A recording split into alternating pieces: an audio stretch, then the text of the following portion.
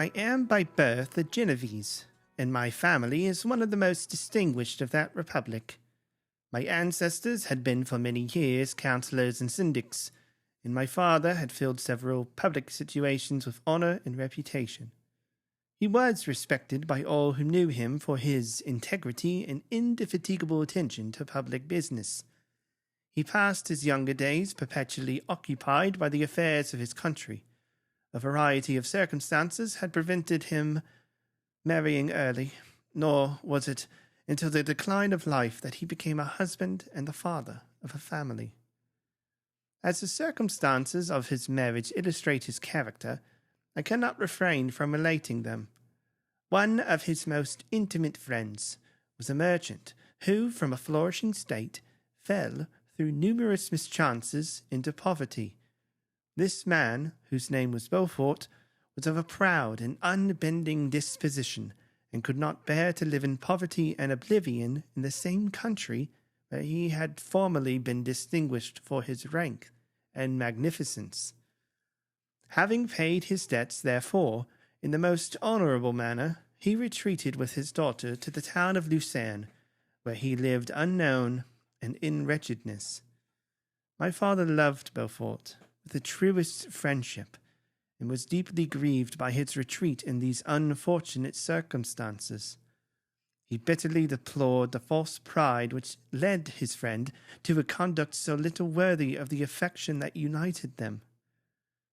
He lost no time in endeavouring to seek him out, with the hope of persuading him to begin the world again through his credit and assistance. Beaufort had taken effectual measures to conceal himself, and it was 10 months before my father discovered his abode. Overjoyed at this discovery, he hastened to the house, which was situated in a mean street near the Rus. But when he entered, misery and despair alone welcomed him. Beaufort had saved but a very small sum of money from the wreck of his fortunes, but it was sufficient to provide him with sustenance for some months, and in the meantime he hoped to procure some respectable employment in a merchant's house. The interval was, consequently, spent in inaction.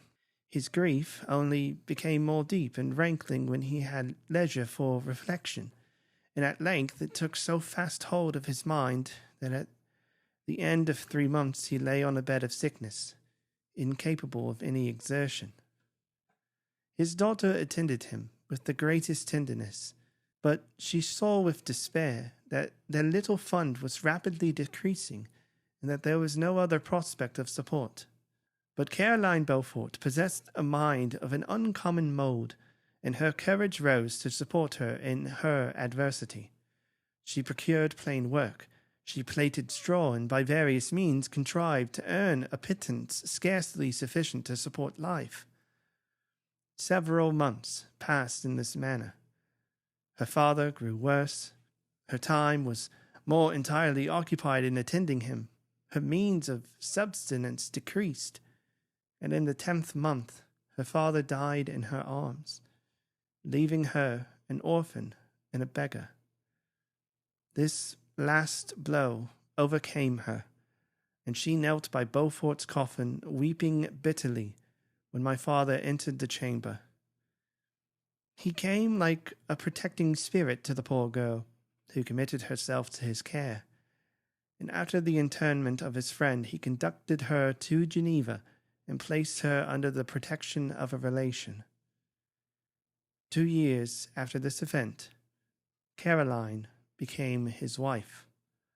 There was a considerable difference between the ages of my parents, but this circumstance seemed to unite them only closer in bonds of devoted affection.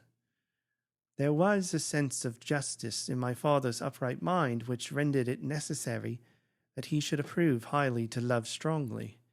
Perhaps during former years he had suffered from the late discovered unworthiness of one beloved, and so was disposed to set a greater value on tried worth.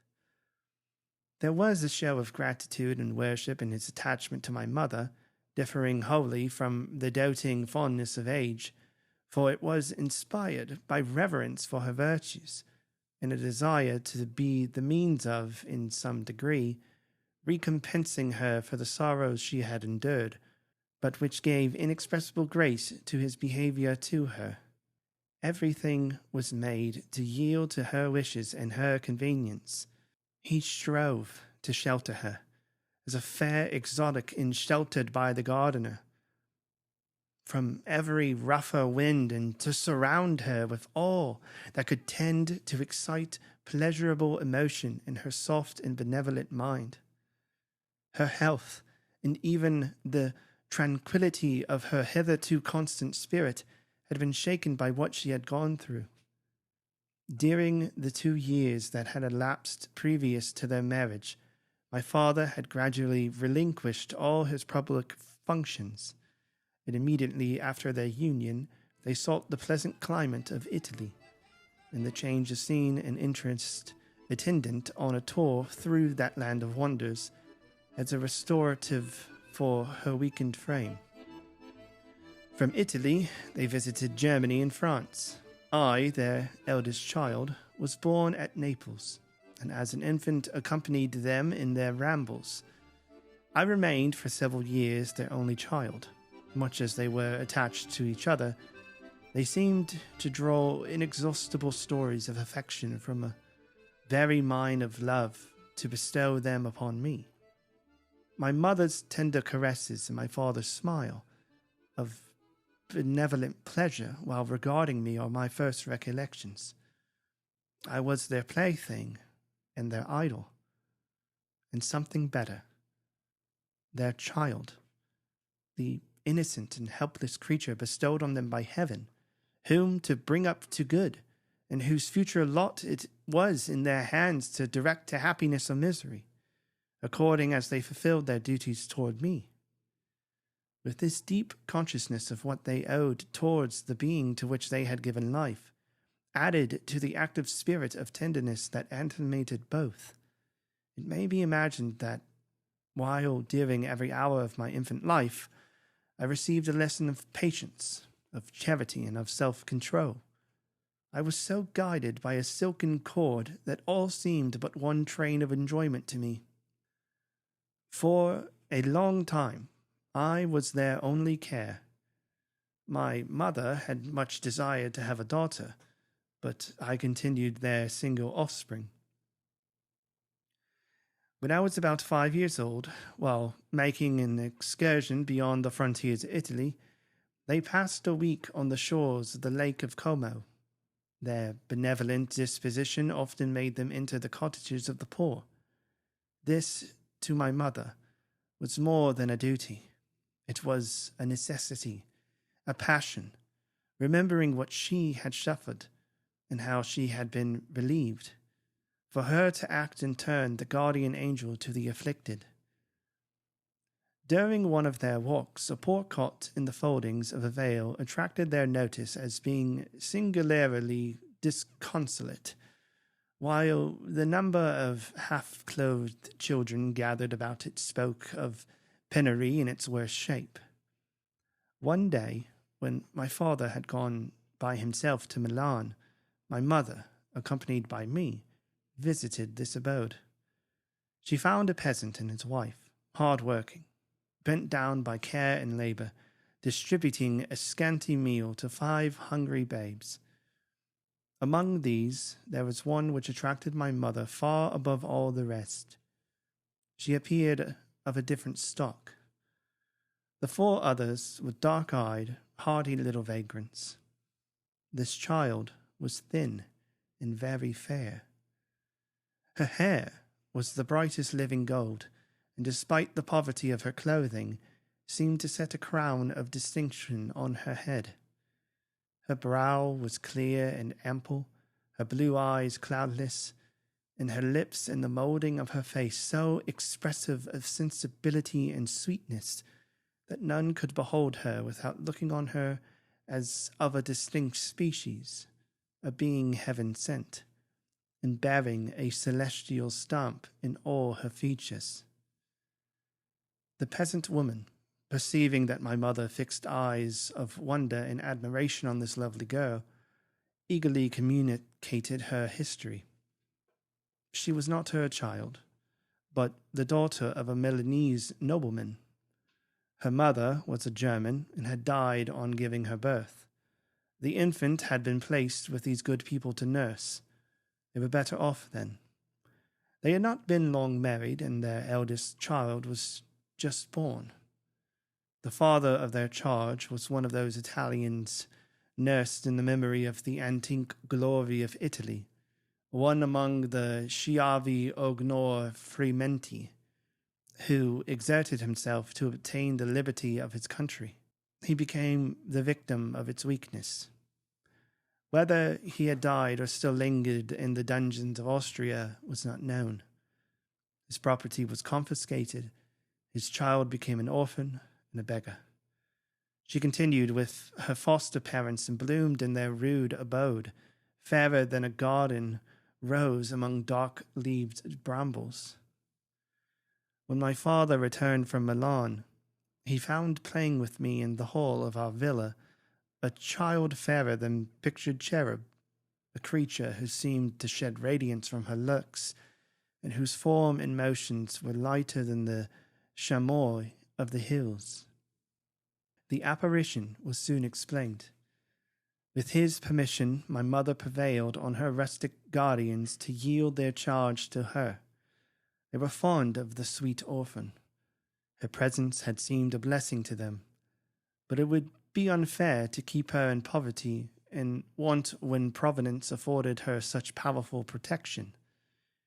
They consulted their village priest, and the result was that Elizabeth Lavenza became the inmate of my parents' house, my more than sister, the beautiful and adored companion of all my occupations and my pleasures. Everyone loved Elizabeth. The passionate and almost reverential attachment with which all regarded her became, while I shared it, my pride and my delight. On the evening previous to her being brought to my home, my mother had said playfully, "I have a pretty present for Victor, and tomorrow he will have it." And when, on the morrow, she presented Elizabeth to me as her promised gift, I, with childish seriousness, interpreted her words literally, and looked upon Elizabeth as mine to protect, love, and cherish. All praises bestowed on her I received as made to a possession of my own. We called each other by the name of cousin. No word, no expression could body forth the kind of relation in which she stood to me, my more than sister, since till death she was to be mine only.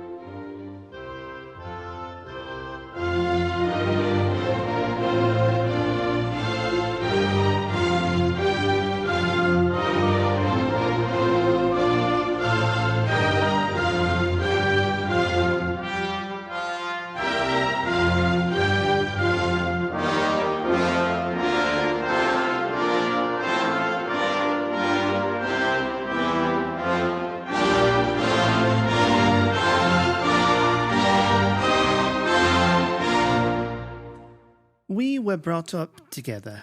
There was not quite a year difference in our ages. I need not say that we were strangers to any species of disunion or dispute. Harmony was the soul of our companionship, and the diversity and contrast that subsisted in our characters drew us nearer together.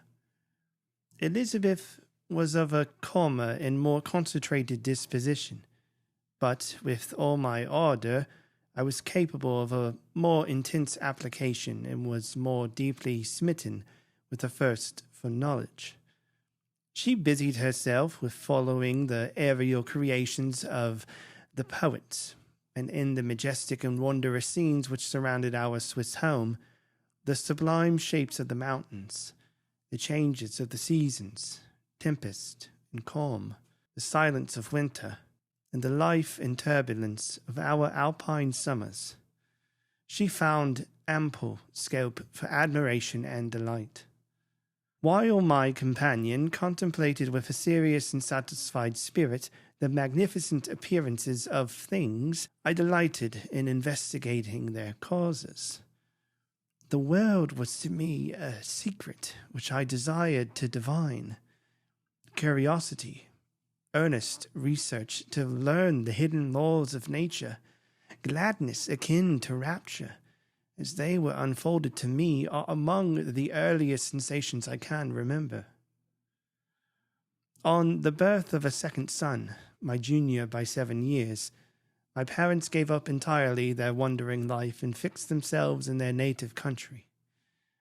We possessed a house in Geneva and a campagna on Belrive, the eastern shore of the lake, at the distance of rather more than a league from the city. We resided principally in the latter, and the lives of my parents were passed in considerable seclusion. It was my temper to avoid a crowd and to attach myself fervently to a few. I was indifferent, therefore, to my school fellows in general, but I united myself in the bonds of the closest friendship to one among them. Henry Clerval was the son of a merchant of Geneva. He was a boy of singular talent and fancy. He loved enterprise, hardship, and even danger for its own sake. He was deeply read in books of chivalry and romance. He composed heroic songs and began to write many a tale of enchantment and knightly adventure.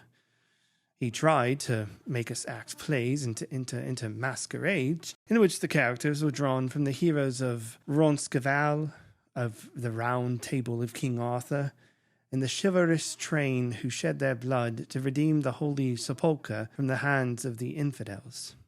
No human being could have passed a happier childhood than myself. My parents were possessed by the very spirit of kindness and indulgence. We felt that they were not the tyrants to rule our lot according to their caprice, but the agents and creators of all the many delights which we enjoyed. When I mingled with other families, I distinctly discerned how peculiarly fortunate my lot was, and gratitude assisted the development of filial love. My temper was sometimes violent, and my passions vehement, but by some law in my temperature they were turned not towards childish pursuits, but to an eager desire to learn, and not to learn all things indiscriminately. I confess that neither the structure of languages, nor the code of governments, nor the politics of various states possessed attractions for me. It was the secrets of heaven and earth that I desired to learn, and whether it was the outward substance of things, or the inner spirit of nature and the mysterious soul of man that occupied me. Still, my inquiries were directed to the metaphysical, or, in its highest sense, the physical secrets of the world. Meanwhile, Clerval occupied himself, so to speak, with the moral relations of things. The busy stage of life, the virtues of heroes, and the actions of men were his theme. And his hope and his dream was to become one among those whose names are recorded in story as the gallant and adventurous benefactors of our species. The saintly soul of Elizabeth shone like a shrine dedicated lamp in our peaceful home. Her sympathy was ours. Her smile, her soft voice, the sweet glance of her celestial eyes were ever there to bless and animate us. She was the living spirit of love to soften and attract. I might have become surly in my study, rough through the order of my nature, but that she was there to subdue me to a semblance of her own gentleness. And Clerval, could aught ill entrench on the noble spirit of Clerval? Yet he might not have been so perfectly humane, so thoughtful in generosity, so full of kindness and tenderness, amidst his passion for adventurous exploit, had she not unfolded to him the real loveliness of his beneficence, and made the doing good the end and aim of his soaring ambition. I feel exquisite pleasure in dwelling on my recollections of childhood, before misfortune had tainted my mind and changed its bright visions of extensive usefulness into gloomy and narrow reflections upon self. Besides, in drawing the picture of my early days, I also record those events which led, by insensible steps, to my aftertale of misery. For when I would account to myself for the birth of that passion which afterwards ruled my destiny, I find it arise, like a mountain river, from ignoble and almost forgotten sources. But swelling as it proceeded, it became the torrent which, in its course, had swept away all my hopes and joys. Natural philosophy is the genius that has regulated my fate. I desire, therefore, in this narration, to state those facts which led to my predilection for that science. When I was 13 years of age, we all went on a party of pleasure to the baths near Thonon. The inclemency of the weather obliged us to remain a day confined to the inn. In this house, I chanced to find a volume of the works of Cornelius Agrippa. I opened it with apathy. The theory which he attempts to demonstrate and the wonderful facts which he relates soon change this feeling into enthusiasm. A new light seemed to dawn upon my mind, and bounding with joy, I communicated my discovery to my father. My father looked carelessly at the title page of my book and said, "Cornelius Agrippa, my dear Victor, do not waste your time on this. It is sad trash." If, instead of this remark, my father had taken the pains to explain to me that the principles of Agrippa had been entirely exploded and that a modern system of science had been introduced which possessed much greater powers than the ancient, because the powers of the latter were chimerical, while those of the former were real and practical, under such circumstances I should certainly have thrown Agrippa aside and have contented my imagination, warmed as it was, by returning with greater ardor to my former studies. It is even possible that the train of my ideas would never have received the fatal impulse that led to my ruin, but the cursory glance my father had taken of my volume by no means assured me that he was acquainted with its contents, and I continued to read with the greatest avidity. When I returned home, my first care was to procure the whole works of this author, and afterwards of Paracelsus and Albertus Magnus. I read and studied the wild fancies of these writers with delight. They appeared to me treasures known to few besides myself. I have described myself as always having been imbued with a fervent longing to penetrate the secrets of nature. In spite of the intense labor and wonderful discoveries of modern philosophers, I always came from my studies discontented and unsatisfied. Sir Isaac Newton is said to have avowed that he felt like a child picking up shells beside the great and unexplored ocean of truth. Those of his successors in each branch of natural philosophy with whom I was acquainted appeared even to my boys' apprehensions as tyros engaged in the same pursuit.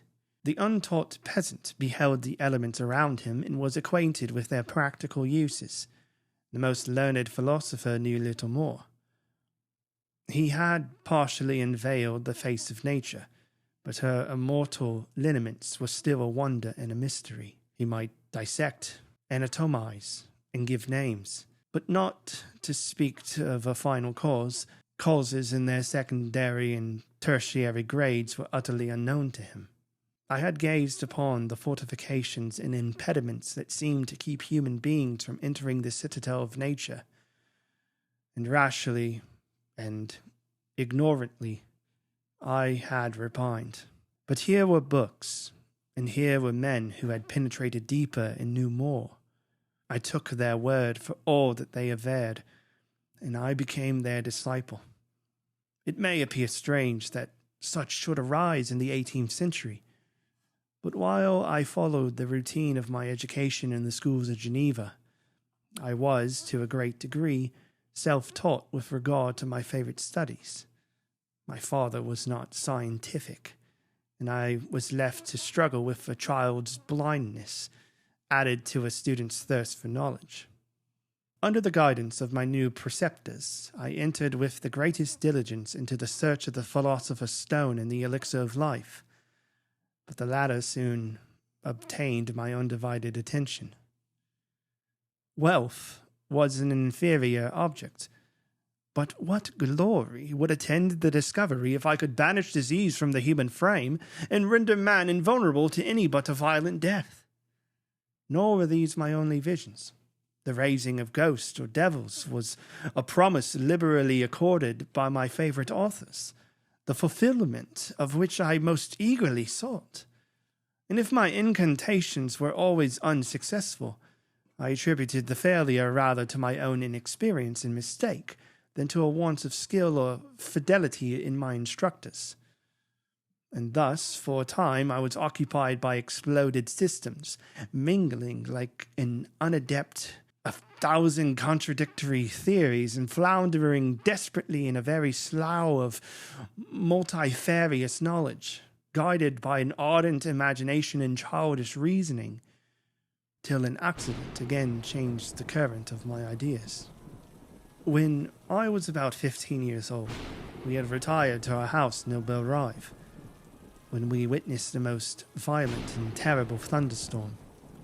It was advanced from behind the mountains of Jura, and the thunder burst at once with frightful loudness from various quarters of the heavens. I remained while the storm lasted, watching its progress with curiosity and delight. As I stood at the door, on a sudden I beheld a stream of fire issue from an old and beautiful oak, which stood about 20 yards from our house. And so soon as the dazzling light vanished, the oak had disappeared, and nothing remained but a blasted stump. When we visited it the next morning, we found the tree shattered in a singular manner. It was not splintered by the shock, but entirely reduced to thin ribbons of wood. I never beheld anything so utterly destroyed. Before this, I was not unacquainted with the more obvious laws of electricity. On this occasion, a man of great research in natural philosophy was with us, and excited by this catastrophe, he entered on the explanation of a theory which he had formed on the subject of electricity and galvanism, which was at once new and astonishing to me. All that he said threw greatly into the shade Cornelius Agrippa, Albert Magnus, and Paracelsus, the lords of my imagination. But by some fatality, the overthrow of these men disinclined me to pursue my accustomed studies. It seemed to me as if nothing would or could ever be known. All that had so long engaged my attention suddenly grew despicable.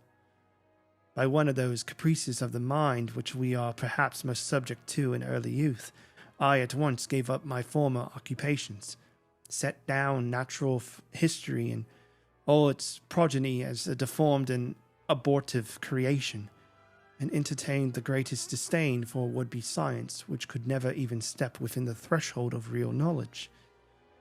In this mood of mind, I betook myself to the mathematics and branches of study appertaining to that science as being built upon secure foundations, and so worthy of my consideration.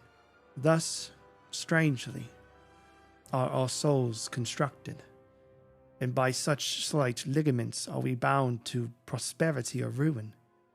When I look back, it seems to me as if this almost miraculous change of inclination and will was the immediate suggestion of the guardian angel of my life. The last effort made by the spirit of preservation to avert the storm that was even then hanging in the stars and ready to envelop me. Her victory was announced by an unusual tranquility and gladness of soul which followed the relinquishing of my ancient and latterly tormenting studies. It was thus that I was to be taught to associate evil with their persecution, happiness with their disregard. It was a strong effort of the spirit of good, but it was ineffectual. Destiny was too potent, and her unmutable laws had decreed my utter and terrible destruction.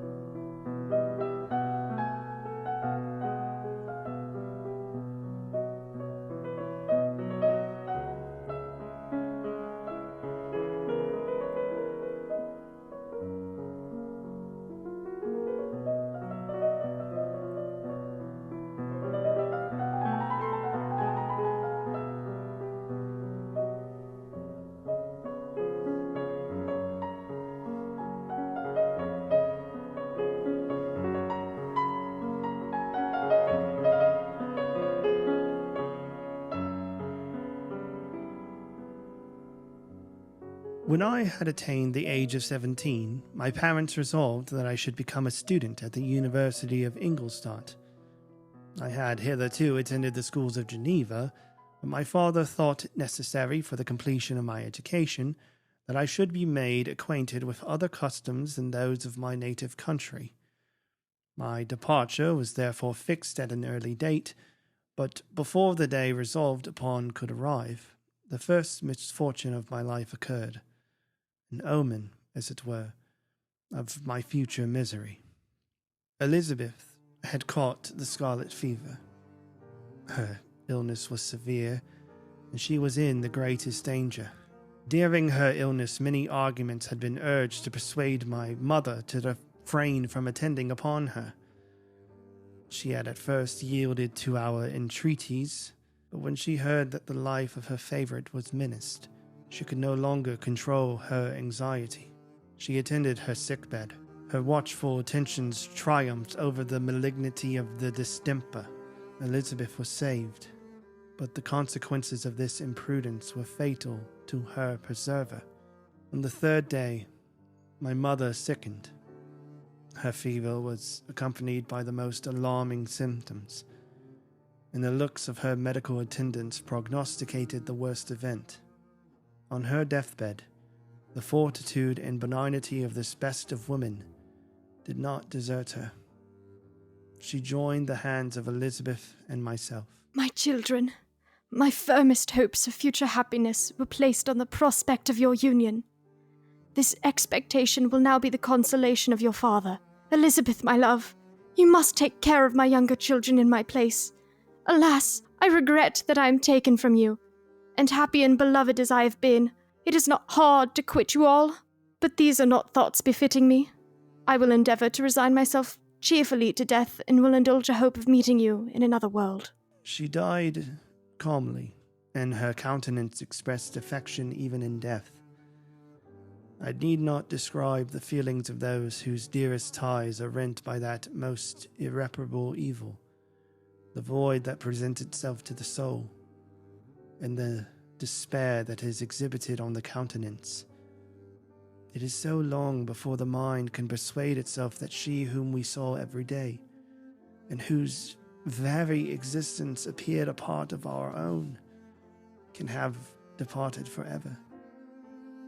That the brightness of a beloved eye can have been extinguished, and the sound of a voice so familiar and dear to the ear can be hushed, never more to be heard.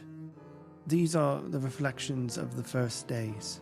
But when the lapse of time proves the reality of the evil, then the actual bitterness of grief commences. Yet from whom has not that rude hand rent away some dear connection? And why should I describe a sorrow which we have all felt and must feel? The time at length arrives when grief is rather an indulgence than a necessity, and the smile that plays upon the lips, although it may be deemed a sacrilege, is not banished. My mother was dead, but we had still duties which we ought to perform. We must continue our course with the rest and learn to think ourselves fortunate whilst one remains whom the spoiler has not seized. My departure for Ingolstadt, which had been deferred by these events, was now again determined upon. I obtained from my father a respite of some weeks. It appeared to me sacrilege so soon to leave the repose, akin to death, of the house of mourning and to rush into the thick of life. I was new to sorrow, but it did not the less alarm me. I was unwilling to quit the sight of those that remained to me, and above all, I desired to see my sweet Elizabeth in some degree consoled. She indeed veiled her grief and strove to act the comforter to us all. She looked steadily on life and assumed its duties with courage and zeal. She devoted herself to those whom she had been taught to call her uncle and cousins. Never was she so enchanting as at this time, when she recalled the sunshine of her smiles and spent them upon us. She forgot even her own regret in her endeavours to make us forget. The day of my departure at length arrived. Clerval spent the last evening with us. He had endeavoured to persuade his father to permit him to accompany me and to become my fellow student, but in vain. His father was a narrow-minded trader and saw idleness and ruin in the aspirations and ambition of his son. Henry deeply felt the misfortune of being debarred from a liberal education. He said little, but when he spoke, I read in his kindling eye, in his animated glance, a restrained but firm resolve not to be chained to the miserable details of commerce. We sat late. We could not tear ourselves away from each other, nor persuade ourselves to say the word farewell. It was said, and we retired under the pretense of seeking repose, each fancying that the other was deceived. But when at morning's dawn I descended to the carriage which was to convey me away, they were all there. My father again to bless me, Clerval to press my hand once more, my Elizabeth to renew her entreaties that I would write often, and to bestow the last feminine attentions on her playmate and friend. I threw myself into the chaise that was to convey me away, and indulged in the most melancholy reflections. I, who had ever been surrounded by amiable companions, continually engaged in endeavouring to bestow mutual pleasure. I was now alone. In the university whither I was going, I must form my own friends and be my own protector. My life had hitherto been remarkably secluded and domestic, and this had given me invincible repugnance to new countenances. I loved my brothers, Elizabeth and Clerval. These were old familiar faces, but I believed myself totally unfitted for the company of strangers. Such were my reflections as I commenced my journey, but as I proceeded, my spirits and hopes rose. I ardently desired the acquisition of knowledge. I had often, when at home, thought it hard to remain during my youth cooped up in one place, and had longed to enter the world and take my station among other human beings. Now my desires were complied with, and it would indeed have been folly to repent. I had sufficient leisure for these and many other reflections during my journey to Ingolstadt, which was long and fatiguing. At length the high white steeple of the town met my eyes. I alighted and was conducted to my solitary apartment to spend the evening as I pleased. The next morning I delivered my letters of introduction, and paid a visit to some of the principal professors. Chance, or rather the evil influence, the angel of destruction, which asserted omnipotent sway over me from the moment I turned my reluctant steps from my father's door, led me first to Mr. Krempe, professor of natural philosophy. He was an uncouth man, but deeply imbued in the secrets of his science. He asked me several questions concerning my progress in the different branches of science appertaining to natural philosophy. I replied carelessly and partly in contempt, mentioning the names of my alchemists as the principal authors I had studied. Have you spent your time studying such nonsense? Every minute and instant you have wasted on those books is utterly and entirely lost. You have burdened your memory with exploded systems and useless names. Good God! In what desert land have you lived where no one was kind enough to inform you that these fancies you have so greedily imbibed are 1,000 years old and as musty as they are ancient? In this enlightened and scientific age, I little expected to find a disciple of Albertus Magnus and Paracelsus. My dear sir, you must begin your studies entirely anew. So saying, he stepped aside and wrote down a list of several books treating of natural philosophy which he desired me to procure, and dismissed me after mentioning that in the beginning of the following week he intended to commence a course of lectures upon natural philosophy and its general relations, and that Mr. Waldman, a fellow professor, would lecture upon chemistry the alternate days that he omitted. I returned home not disappointed, for I have said that I had long considered those authors useless whom the professor reprobated, but I returned not at all the more inclined to recur to these studies in any shape. Mr. Krempe was a little squat man with a gruff voice and a repulsive countenance. The teacher, therefore, did not prepossess me in favor of his pursuits, and rather a too philosophical and connected a strain, perhaps, I have given an account of the conclusions I had come to concerning them in my early years. As a child, I had not been content with the results promised by the modern professors of natural science, with a confusion of ideas only to be accounted for by my extreme youth and my want of a guide on such matters. I had retrod the steps of knowledge along the paths of time and exchanged the discoveries of recent inquirers for the dreams of forgotten alchemists. Besides, I had a contempt for the uses of modern natural philosophy. It was very different when the masters of the science sought immortality and power. Such views, although futile, were grand. But now the scene was changed. The ambition of the inquirer seemed to limit itself to the annihilation of those visions of which my interest in science was chiefly founded. I was required to exchange chimeras of boundless grandeur for realities of little worth. Such were my reflections during the first 2 or 3 days of my residence in Ingolstadt, which were chiefly spent in becoming acquainted with the localities and the principal residents in my new abode. But as the ensuing week commenced, I thought of the information which Mr. Krempe had given me concerning the lectures, and although I could not consent to go and hear that little conceited fellow deliver sentences out of a pulpit, I recollected what he had said of Mr. Waldman, whom I had never seen, as he had hitherto been out of town. Partly from curiosity and partly from idleness, I went into the lecturing room, which Mr. Waldman entered shortly after. This professor was very unlike his colleague. He appeared about 50 years of age, but with an aspect expressive of the greatest benevolence. A few grey hairs covered his temples, but those at the back of his head were nearly black. His person was short, but remarkably erect, and his voice the sweetest I had ever heard.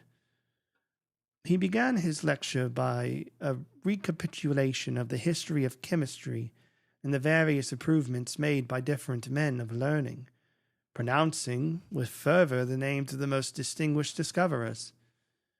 He then took a cursory view of the present state of the science and explained many of its elementary terms. After having made a few preparatory experiments, he concluded with a panegyric upon modern chemistry, the terms of which I shall never forget. The ancient teachers of this science proposed impossibilities and performed nothing. The modern masters promise very little. They know that metals cannot be transmuted and that the elixir of life is a chimera.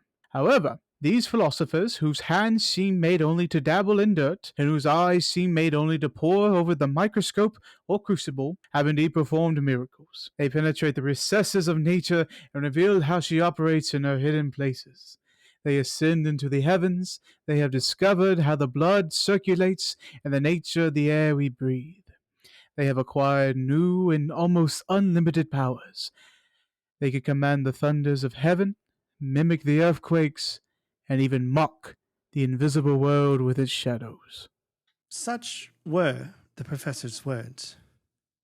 Rather, let me say, such the words of fate, announced to destroy me. As he went on, I felt as if my soul were grappling with a palpable enemy. One by one, the various keys were touched, which formed the mechanism of my being. Chord after chord was sounded, and soon my mind was filled with one thought, one conception, one purpose. "So much has been done," exclaimed the soul of Frankenstein. "More and far more will I achieve." Treading in the steps already marked, I will pioneer a new way, explore unknown powers, and unfold to the world the deepest mysteries of creation. I closed not my eyes that night. My eternal being was in a state of insurrection and turmoil. I felt that order would thence arise, but I had no power to produce it. By degrees, after the morning's dawn, sleep came. I awoke, and my yesternight's thoughts were as a dream. There only remained a resolution to return to my ancient studies and to devote myself to a science for which I believed myself to possess a natural talent. On the same day, I paid Mr. Rodman a visit. His manners in private were even more mild and attractive than in public, for there was a certain dignity in his mien during his lecture, which in his own house was replaced by the greatest affability and kindness. I gave him pretty nearly the same account of my former pursuits as I had given to his fellow professor. He heard with attention the little narration concerning my studies, and smiled at the names of Cornelius Agrippa and Paracelsus, but without the contempt that Mr. Kremper had exhibited. These were men to whose indefatigable zeal modern philosophers were indebted for most of the foundations of their knowledge. As an easier task, they had left us to give the new names and arrange the facts which they have been instruments of bringing to light in connected classifications. The labors of men of genius, however erroneously directed, scarcely even fail in ultimately turning to the solid advantage of mankind. I listened to his statement, which was delivered without any presumption or affectation, and then added that his lecture had removed my prejudices against modern chemists, I expressed myself in measured terms with the modesty and deference due from a youth to his instructor, without letting escape an experience in life would have made me ashamed, any of the enthusiasm which stimulated my intended labours. I requested his advice on the books I should procure. I am pleased to have gained a disciple, and if your application matches your abilities, I do not doubt your success. Chemistry is that branch of natural philosophy in which the greatest improvements have been and may be made. It is on that account that I have made it my peculiar study, but at the same time I have not neglected the other branches of science. A man would make but a very sorry chemist if he attended to that department of human knowledge alone. Suppose you wish to become a man of science and not merely a petty experimentalist. And in that case, I should advise you to apply to every branch of natural philosophy, including mathematics. He then took me into his laboratory and explained to me the uses of his various machines, instructing me as to what I ought to procure, and promising me the use of his own when I should have advanced far enough in the science not to derange their mechanism. He also gave me the list of books which I had requested, and I took my leave. Thus ended a day memorable to me. It decided my future destiny.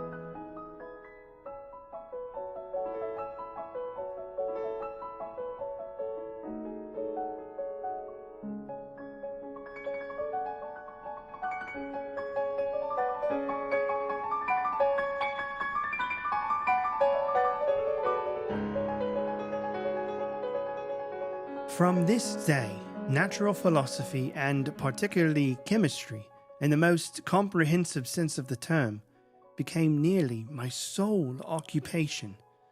I read with ardor those works so full of genius and discrimination which modern inquirers have written on these subjects.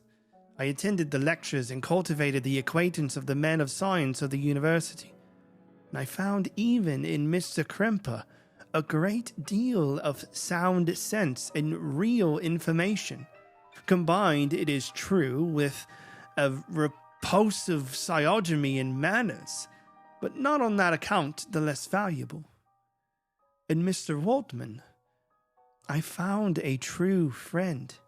His gentleness was never tinged by dogmatism, and his instructions were given with an air of frankness and good nature that banished every idea of pedantry. In 1,000 ways, he smoothed for me the path of knowledge and made the most abstruse inquiries clear and facile to my apprehension. My application was at first fluctuating and uncertain. It gained strength as I proceeded, and soon became so ardent and eager that the stars often disappeared in the light of morning, whilst I was yet engaged in my laboratory. As I applied so closely, it may be easily conceived that my progress was rapid. My ardor was indeed the astonishment of the students, and my proficiency that of the masters. Professor Krimper often asked me with a sly smile how Cornelius Agrippa went on, whilst Mr. Waldman expressed the most heartfelt exultation in my progress. 2 years passed in this manner, during which I paid no visit to Geneva, but was engaged, heart and soul, in the pursuit of some discoveries which I hoped to make. None but those who have experienced them can conceive of the enticements of science. In other studies you go as far as others have gone before you, and there is nothing more to know. But in a scientific pursuit, there is continual food for discovery and wonder. A mind of moderate capacity which closely pursues one's study must infallibly arrive at great proficiency in that study. And I, who continually sought that attainment of one object of pursuit and was solely wrapped up in this, improved so rapidly that at the end of 2 years I made some discoveries in the improvements of some chemical instruments, which produced me great esteem and admiration at the university. When I had arrived at this point and had become as well acquainted with the theory and practice of natural philosophy as depended on the lessons of any of the professors at Ingolstadt, my residence there being no longer conducive to my improvements, I thought of returning to my friends in my native town, when an incident happened that protracted my stay. One of the phenomena which had attracted my attention was the structure of the human frame, and indeed any animal endued with life. Whence, I often asked myself, did the principle of life proceed? It was a bold question, and one which has never been considered as a mystery. Yet, with how many things are we upon the brink of becoming acquainted, if cowardice or carelessness did not restrain our inquiries? I resolved these circumstances in my mind and determined thenceforth to apply myself more particularly to those branches of natural philosophy which relate to physiology. Unless I had been animated by an almost supernatural enthusiasm, my application to this study would have been irksome and almost intolerable. To examine the causes of life, we must first have recourse to death. I became acquainted with the science of anatomy, but this was not sufficient. I must also observe the natural decay and corruption of the human body. In my education, my father had taken the greatest precautions that my mind should be impressed with no supernatural horrors. I do not ever remember to have trembled at a tale of superstition, or to have feared the apparition of a spirit. Darkness had no effect upon my fancy, and a cemetery was to me merely the receptacle of bodies deprived of life, which, from being the seat of beauty and strength, had become food for the worm. Now I was led to examine the cause and progress of this decay, and forced to spend days and nights in vaults and charnel houses. My attention was fixed upon every object the most insupportable to the delicacy of the human feelings. I saw the fine form of man was degraded and wasted. I beheld the corruption of death succeed the blooming cheek of life. I saw how the worm inherited the wonders of the eye and brain.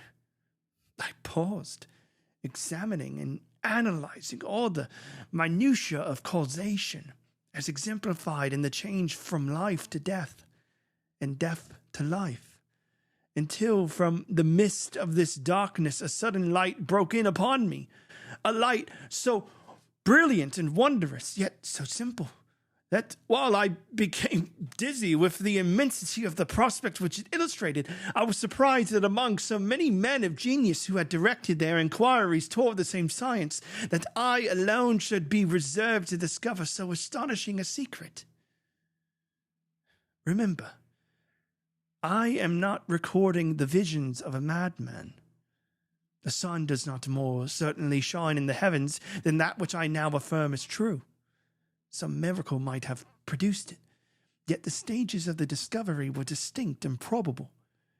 After days and nights of incredible labor and fatigue, I succeeded in discovering the cause of generation and life. Nay, more, I became myself capable of bestowing animation upon lifeless matter.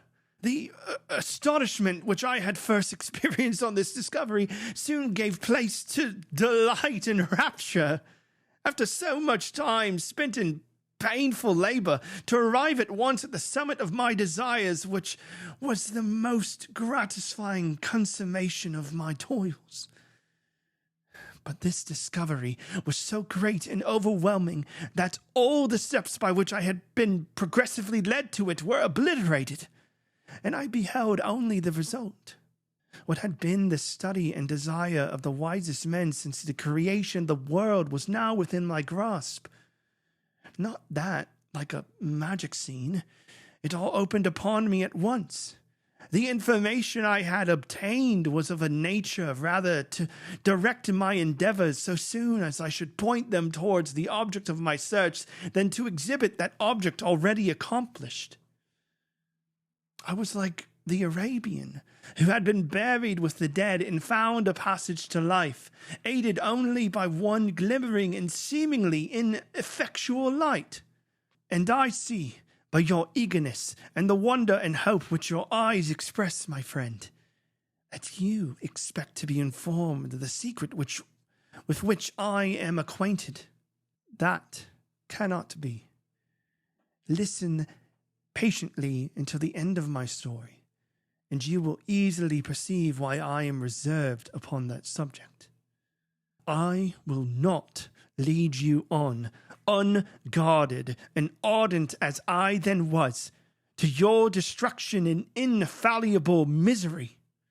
Learn from me, if not by my precepts, at least by my example, how dangerous is the acquirement of knowledge, and how much happier that man is who believes his native town to be the world, than he who aspires to become greater than his nature will allow. When I found so astonishing a power placed within my hands, I hesitated a long time concerning the manner in which I should employ it. Although I possessed the capacity of bestowing animation, yet to prepare a frame for the reception of it, which all its intricacies of fibers, muscles, and veins still remained a work of inconceivable difficulty and labor. I doubted at first whether I should attempt the creation of a being like myself, or one of simpler organization. But my imagination was too much exalted by my first success to permit me to doubt of my ability to give life to an animal as complex and wonderful as man. The materials at present within my command hardly appeared adequate to so arduous an undertaking, but I doubted not that I should ultimately succeed. I prepared myself for a multitude of reverses. My operations might be incessantly baffled, and at last my work be imperfect. Yet, when I consider the improvements which every day takes place in science and mechanics, I was encouraged to hope my present attempts would at least lay the foundations of future success. Nor could I consider the magnitude and complexity of my plan as any argument of its impracticability. It was with these feelings that I began the creation of a human being. As the minuteness of the parts formed a great hindrance to my speed, I resolved, contrary to my first intention, to make the being of a gigantic stature, that is to say, about 8 feet in height and proportionably large. After having formed this determination and having spent some months in successfully collecting and arranging my materials, I began. No one can conceive the variety of feelings which bore me onwards, like a hurricane in the first enthusiasm of success. Life and death appeared to me ideal bounds, which I should first break through and pour a torrent of light into our dark world. A new species would bless me as its creator and source. Many happy and excellent natures would owe their being to me. No father could claim the gratitude of his child so completely as I should deserve theirs. Pursuing these reflections, I thought that if I could bestow animation upon lifeless matter, I might, in process of time, although I now found it impossible, renew life where death had apparently devoted the body to corruption. These thoughts supported my spirits, while I pursued my undertaking with unremitting ardor. My cheek had grown pale with study, and my person had become emaciated with confinement. Sometimes, on the very brink of certainty, I failed. Yet, still, I clung to the hope which the next day or the next hour might realize. One secret, which I alone possessed, was the hope to which I had dedicated myself.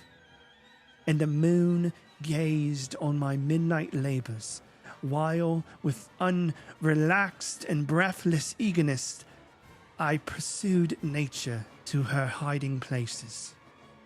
Who shall conceive the horrors of my secret toil as I dabbled among the unhallowed damps of the grave, or tortured the living animal to animate the lifeless clay?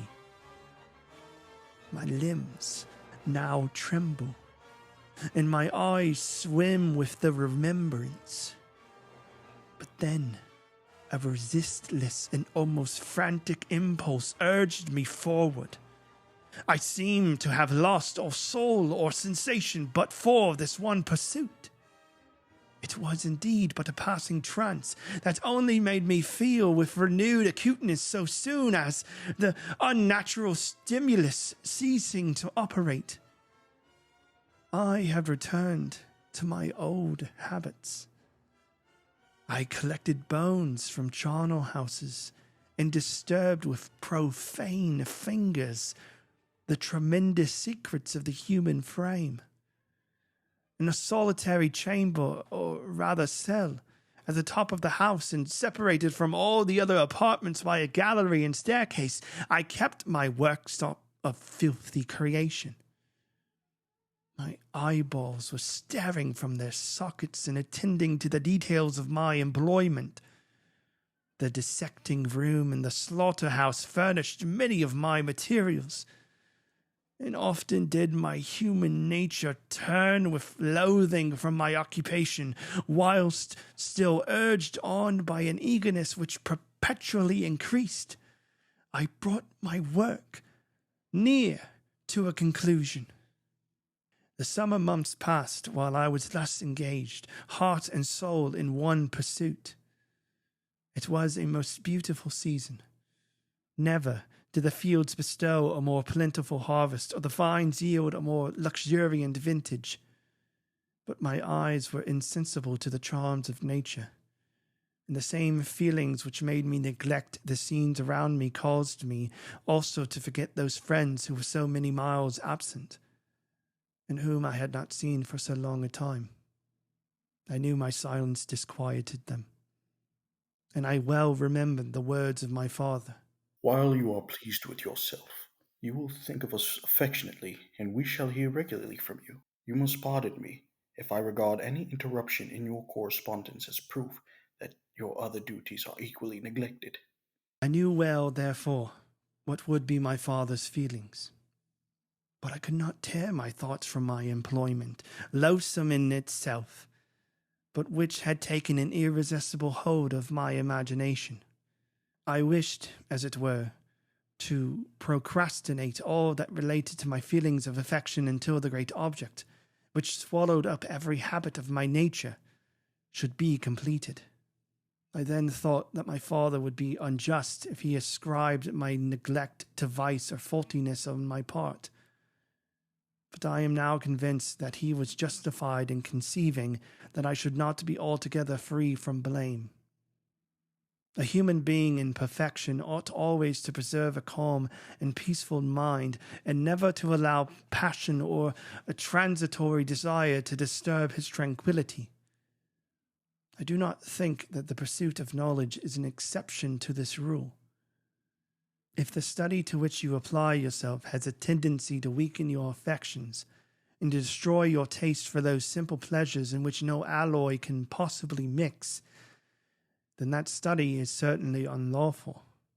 That is to say, not befitting the human mind. However, if this rule were always observed, if no man allowed any pursuit whatsoever to interfere with the tranquillity of his domestic affections, Greece had not been enslaved. Caesar would not have spared his country. America would have been discovered more gradually, and the empires of Mexico and Peru had not been destroyed. But I forget that I am moralizing in the most interesting part of my tale, and your looks remind me to proceed. My father made no reproach in his letters, and only took notice of my silence by inquiring into my occupations more particularly than those before. Winter, spring, and summer passed away during my labors, but I did not watch the blossom or the expanding leaves, sights which before always yielded me supreme delight. So deeply was I engrossed in my occupation. The leaves of that year had withered before my work drew near to a close, and now every day showed me more plainly how well I had succeeded. But my enthusiasm was checked by my anxiety, and I appeared rather like one doomed by slavery to toil in the mines, or any other unwholesome trade than an artist occupied by his favorite employment. Every night I was oppressed by a slow fever, and I became nervous to a most painful degree. The fall of a leaf startled me, and I shunned my fellow creatures as if I had been guilty of a crime. Sometimes I grew alarmed at the wreck I perceived that I had become. The energy of my purpose alone sustained me. My labors would soon end, and I believed that exercise and amusement would then drive away incipient disease. And I promised myself both of these when my creation should be complete.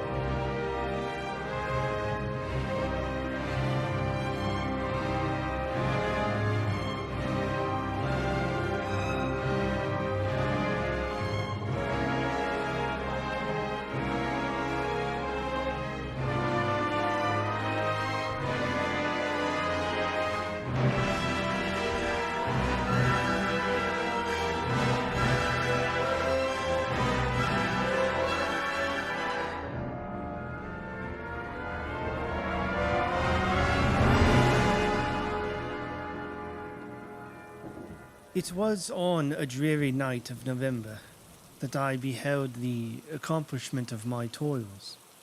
With an anxiety that almost amounted to agony, I collected the instruments of life around me, that I might infuse a spark of being into the lifeless thing that lay at my feet. It was already 1 in the morning. The rain pattered dismally against the panes, and my candle was nearly burnt out, when, by the glimmer of the half-extinguished light, I saw the dull yellow eye of the creature open. It breathed hard, and a convulsive motion agitated its limbs. How can I describe my emotions at this catastrophe, or how delineate the wretch whom with such infinite pains and care I had endeavored to form? His limbs were in proportion, and I had selected his features as beautiful. Beautiful! Great God! His yellow skin scarcely covered the work of muscles and arteries beneath. His hair was of a lustrous black and flowing, his teeth of a pearly whiteness. But these luxuriances only formed a more horrid contrast with his watery eyes that seemed almost of the same color as the dun white sockets in which they were set. His shriveled complexion and straight black lips. The different accidents of life are not so changeable as the feelings of human nature. I had worked hard for nearly 2 years for the sole purpose of infusing life into an inanimate body. For this, I had deprived myself of rest and health. I had desired it with an ardor that far exceeded moderation. But now that I had finished, the beauty of the dream vanished, and breathless horror and disgust filled my heart. Unable to endure the aspect of the being I had created, I rushed out of the room and continued a long time traversing my bedchamber, unable to compose my mind to sleep.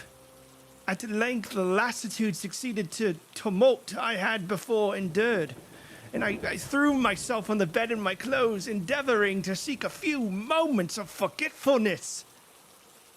But it was in vain.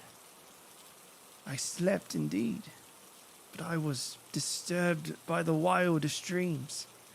I thought I saw Elizabeth, in the bloom of health, walking in the streets of Ingolstadt. Delighted and surprised, I embraced her. But as I imprinted the first kiss on her lips, they became livid with the hue of death. Her features appeared to change, and I thought that I held the corpse of my dead mother in my arms. A shroud enveloped her form, and I saw the grave worms crawling in the folds of the flannel. I started from my sleep with horror. A cold dew covered my forehead. My teeth chattered, and every limb became convulsed. When, by the dim and yellow light of the moon, as it forced its way through the window shutters, I beheld the wretch, the miserable monster whom I had created. He held up the curtain of the bed, and his eyes, if eyes they may be called, were fixed on me. His jaws opened, and he muttered some inarticulate sounds, while a grin wrinkled his cheeks. He might have spoken, but I did not hear. One hand was stretched out, seemingly to detain me, but I escaped and rushed downstairs. I took refuge in the courtyard belonging to the house which I inhabited, where I remained during the rest of the night, looking up and down in the greatest agitation, listening attentively, catching and fearing each sound as if it were to announce the approach of the demoniacal corpse to which I had so miserably given life. Oh, No mortal could support the horror of the countenance.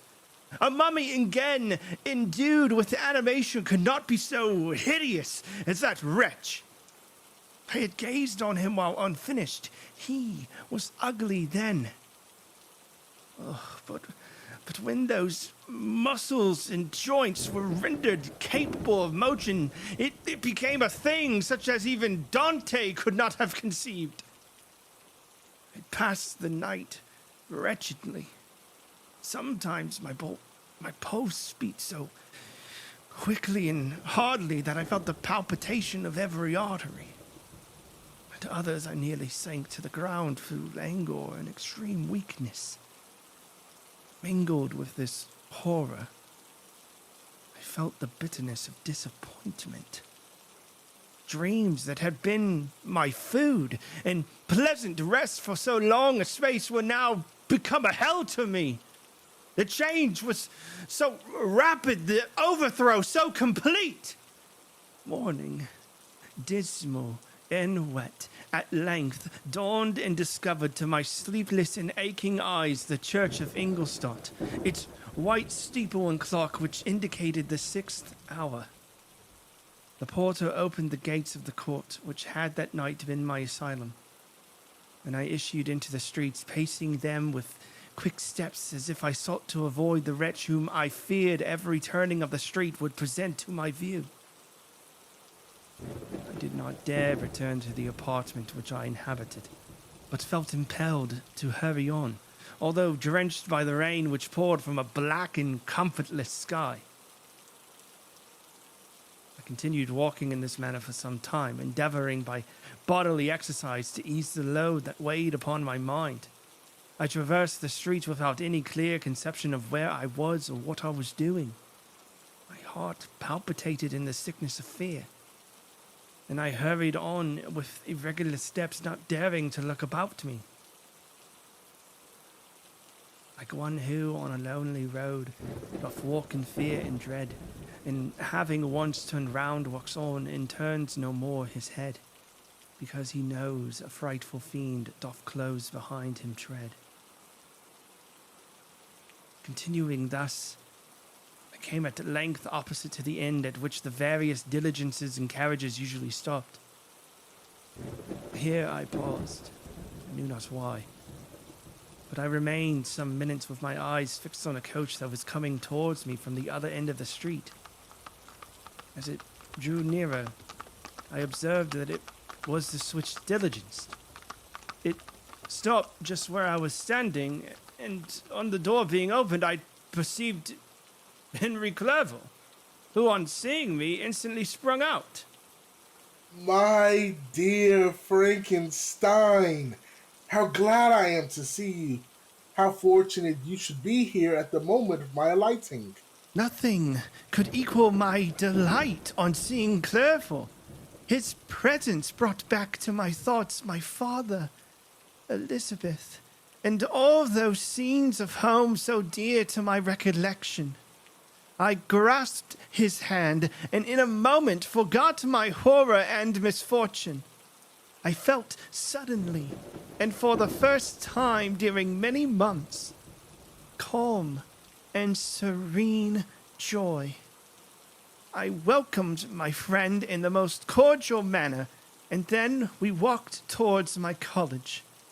Clerval continued talking about our mutual friends and his good fortune in being permitted to come to Ingolstadt. You may easily believe how great was the difficulty to persuade my father that all necessary knowledge was not comprised in the noble art of bookkeeping.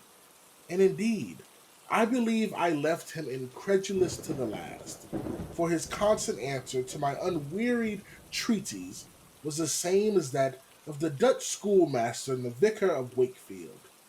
I have 10,000 florins a year without Greek. I eat heartfully without Greek.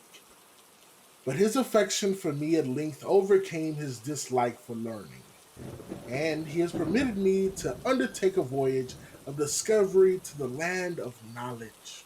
Oh, it gives me the greatest delight to see you. But tell me, how you left my father, brothers, and Elizabeth. Very well, and very happy. Only a little uneasy that they seldom hear from you. By the by, I mean to lecture you upon the account myself. But, my dear Frankenstein, I did not remark how ill you appear. You look thin and pale as if you had been watching for several nights. You have guessed right. I have lately been so deeply engaged in one occupation that I have not allowed myself sufficient rest, as you see. But I sincerely hope, that all these employments are now at an end and that I am free. We ascended into my room, and the servant brought breakfast, but I could not contain myself. It was not only joy that possessed me. I felt my flesh tingle with excess sensitiveness, and my pulse beat rapidly. I could not remain in the same place. I jumped over the chairs, clapped my hands, and laughed aloud. Clerval initially attributed my unusual spirits to joy on his arrival. Still, when he observed me more attentively, he saw a wildness in my eyes for which he could not account. And my loud, unrestrained, heartless laughter frightened and astonished him. My dear Victor, what, for God's sakes, is the matter? Do not laugh in that manner. How ill are you? What is the cause of all of this? Do not ask me. Oh, he can tell. Oh, save me. Oh, save me. Oh, by very slow degrees and with frequent relapses that alarmed and grieved my friend, I recovered. Oh, I remember the first time I could observe outward objects with pleasure. I perceived that the fallen leaves had disappeared, and that the young buds were shooting forth from the trees that shaded my window. It was a divine spring, and the season contributed greatly to my convalescence. I also felt sentiments of joy and affection revive in my bosom. My gloom disappeared, and in a short time, I became as cheerful as before the fatal passion attacked me. Oh, dearest Clerval, how kind and excellent you are to me. This whole winter has been spent in my sick room instead of being used to study, as you promised. How shall I ever repay you? I feel the most significant remorse for the disappointment I have caused. But I hope you will forgive me. You will repay me entirely if you do not decompose yourself. But get well as fast as you can. And since you appear in such good spirits, I may speak to you on one subject, may I not? I trembled. One subject? What could it be? Could he allude to an object of whom I dared not even think? Compose yourself. I will not mention it if it agitates you. But your father and cousin will be pleased if they received a letter in your handwriting. They hardly know how ill you have been and are uneasy at your long silence. That's all, my dear Henry. How could you suppose that my first thought would not fly towards those dear friends I love and deserve my love? If this is your present temper, my friend, you will perhaps be glad to see a letter arrive here some days from now. It is from your cousin, I believe. I imagined that the monster seized me. I struggled furiously and fell down in a fit. Oh, poor Clerval. What must have been his feelings? A meeting which he anticipated with such joy so strangely turned to bitterness. But I was not the witness of his grief, for I was lifeless and did not recover my senses for a long, long time. This was the commencement of a nervous fever which confined me for several months. During all that time, Henry was my only nurse. I afterwards learned that, knowing my father's advanced age and unfitness for so long a journey, and how wretched my sickness would make Elizabeth, he spared them this grief by concealing the extent of my disorder. He knew that I could not have a more kind and attentive nurse than himself, and, firm in the hope he felt of my recovery, he did not doubt that, instead of doing harm, he performed the kindest action that he could towards them. But I was in reality very ill, and surely nothing but the unbounded and unremitting attentions of my friend could have restored me to life. The form of the monster on whom I had bestowed existence was forever before my eyes. I raved incessantly concerning him. Doubtless my words surprised Henry. He at first believed them to be the wonderings of my disturbed imagination, but the pertinacity with which I continually recurred to the same subject persuaded him that my disorder indeed owed its origin to some uncommon and terrible event. By very slow degrees, and with frequent relapses that alarmed and grieved my friend, I recovered. I remember the first time I became capable of absorbing outward objects with any kind of pleasure. I perceived that the fallen leaves had disappeared, and that the young buds were shooting forth from the trees that shaded my window. It was a divine spring, and the season contributed greatly to my convalescence. I felt also sentiments of joy and affection revive in my bosom. My gloom disappeared.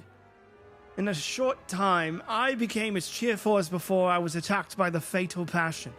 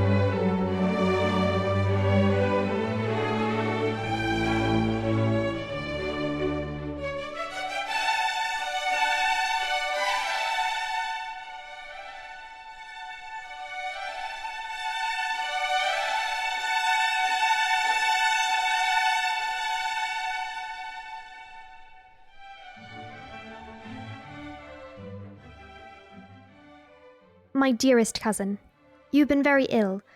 Even the constant letters of dear, kind Henry are insufficient to reassure me on your account. You are forbidden to write, to hold a pen, yet one word from you, dear Victor, is necessary to calm my apprehensions. For a long time I thought that each post would bring this line, and my persuasions restrained my uncle from journeying to Ingolstadt. I prevented his encountering the inconveniences and perhaps dangers of so long a journey. Yet how often have I regretted not being able to perform it myself? I figure to myself that the task of attending on your sickbed has devolved on some mercenary old nurse, who could never guess your wishes, nor minister to them with the care and affection of your poor cousin. Yet that is over now. Clerval writes that you are improving. I eagerly hope you will soon confirm this intelligence in your handwriting. Get well and return to us. You will find a happy and cheerful home, along with friends who love you dearly. Your father's health is vigorous, and he asks not to see you, but to be assured that you are well. No care will ever cloud his benevolent countenance. How pleased you would be to remark on our Ernest's improvement. He is now 16, and in full activity and spirit. He desires to be an authentic Swiss and enter into foreign service, but we cannot part with him until his elder brother returns to us. Uncle is not pleased with the idea of a military career in a distant country, but Ernest never had your powers of application. He looks upon study as an odious fetter, spending time in the open air, climbing the hills or rowing on the lake.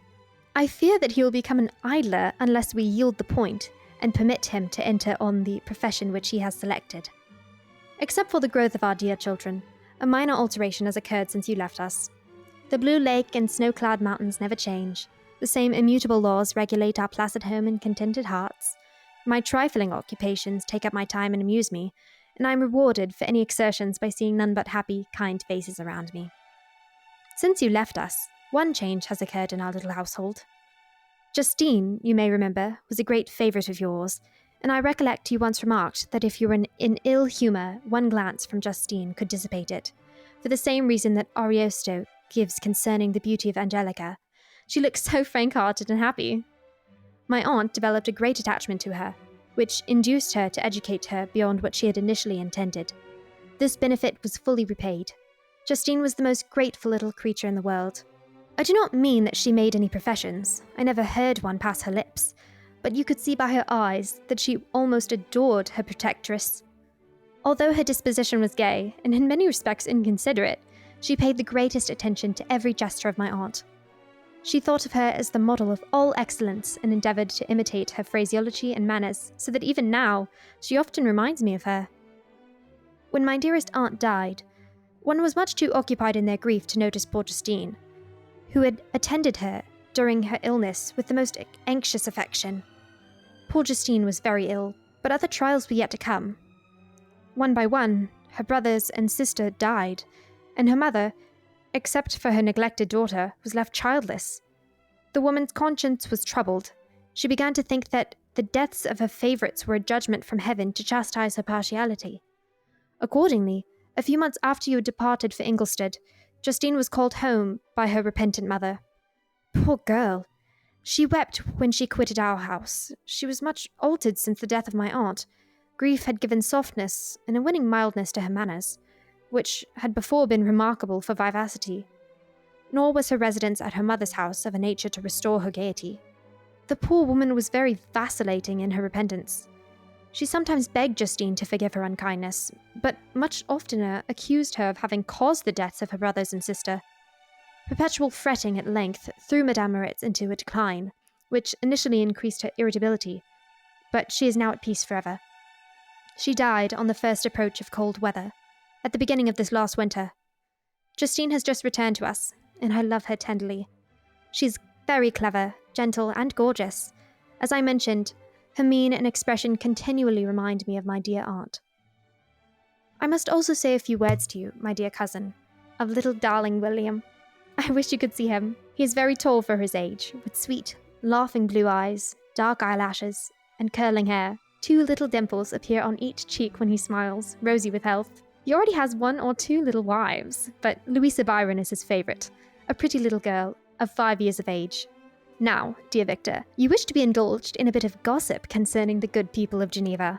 The pretty Miss Mansfield has already received congratulatory visits on her approaching marriage to a young Englishman, John Melbourne, Esquire. Her ugly sister, Manon, married Monsieur de Villard, the wealthy banker, last autumn. Your favourite schoolfellow, Louis Manoir, has suffered several misfortunes since the departure of Clerville from Geneva. But he has already recovered his spirits and is reportedly on the point of marrying a lively, pretty Frenchwoman, Madame Tavernier. She's a widow, much older than Manoir, but she's very much admired, and a favourite with everybody. I've written myself into better spirits, dear cousin. But my anxiety returns upon me as I conclude. Write, dearest Victor. 1 line, 1 word will bless us. 10,000 thanks to Henry for his kindness, his affection, and his many letters. We are sincerely grateful. Adieu. My cousin, take care of yourself, and I entreat you, write. Elizabeth Lavenza, Geneva, March 18th, 1792. Dear Elizabeth, I will write instantly and relieve them from the anxiety they must feel. I wrote, and this exertion greatly fatigued me, but my convalescence had commenced and proceeded regularly. In another fortnight I was able to leave my chamber. One of my first duties on my recovery was to introduce Clerval to the several professors of the university. In doing this, I underwent a kind of rough usage, ill befitting the wounds that my mind had sustained. Ever since the fatal night, the end of my labours and the beginning of my misfortunes, I had conceived a violent antipathy even to the name of natural philosophy.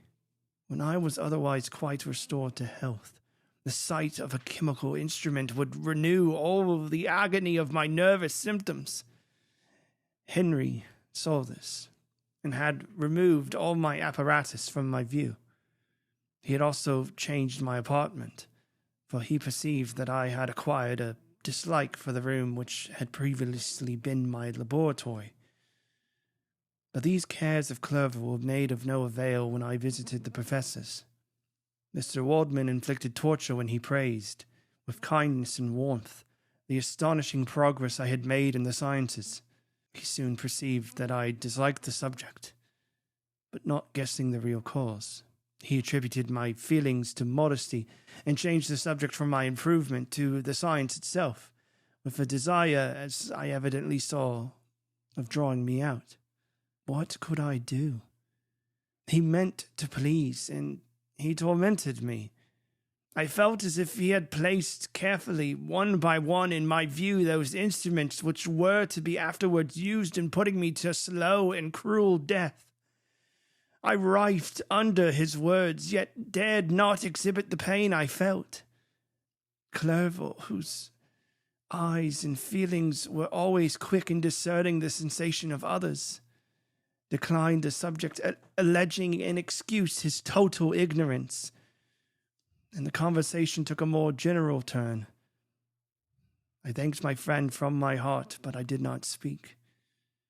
I saw plainly that he was surprised, but he never attempted to draw my secret from me. And although I loved him with a mixture of affection and reverence that knew no bounds, yet I could never persuade myself to confide in him that event which was so often present to my recollection, but which I feared the detail to another would only impress more deeply.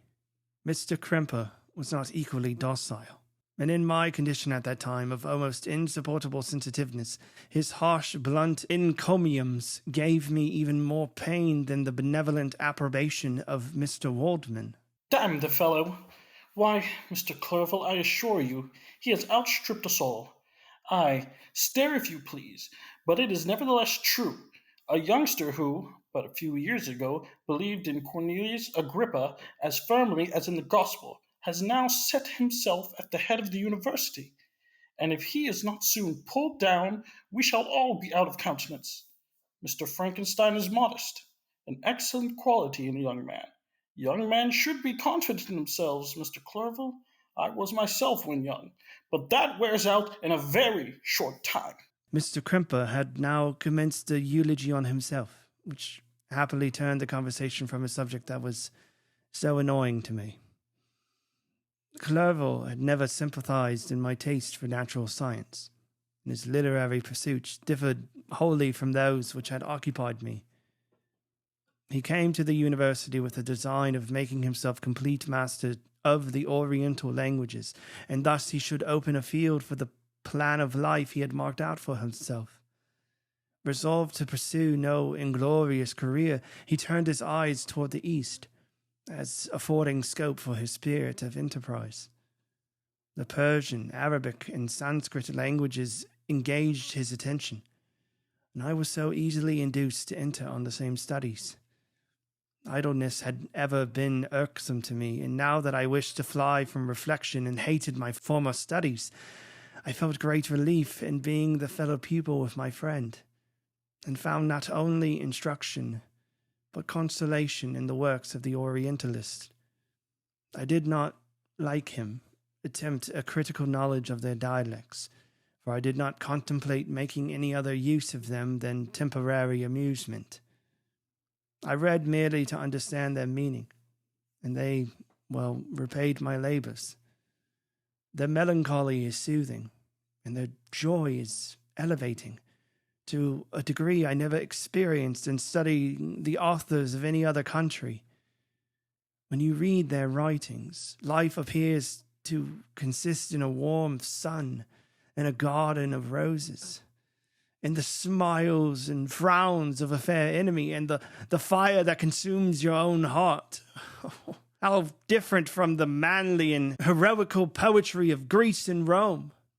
But summer passed away in these occupations, and my return to Geneva was fixed for the latter end of autumn.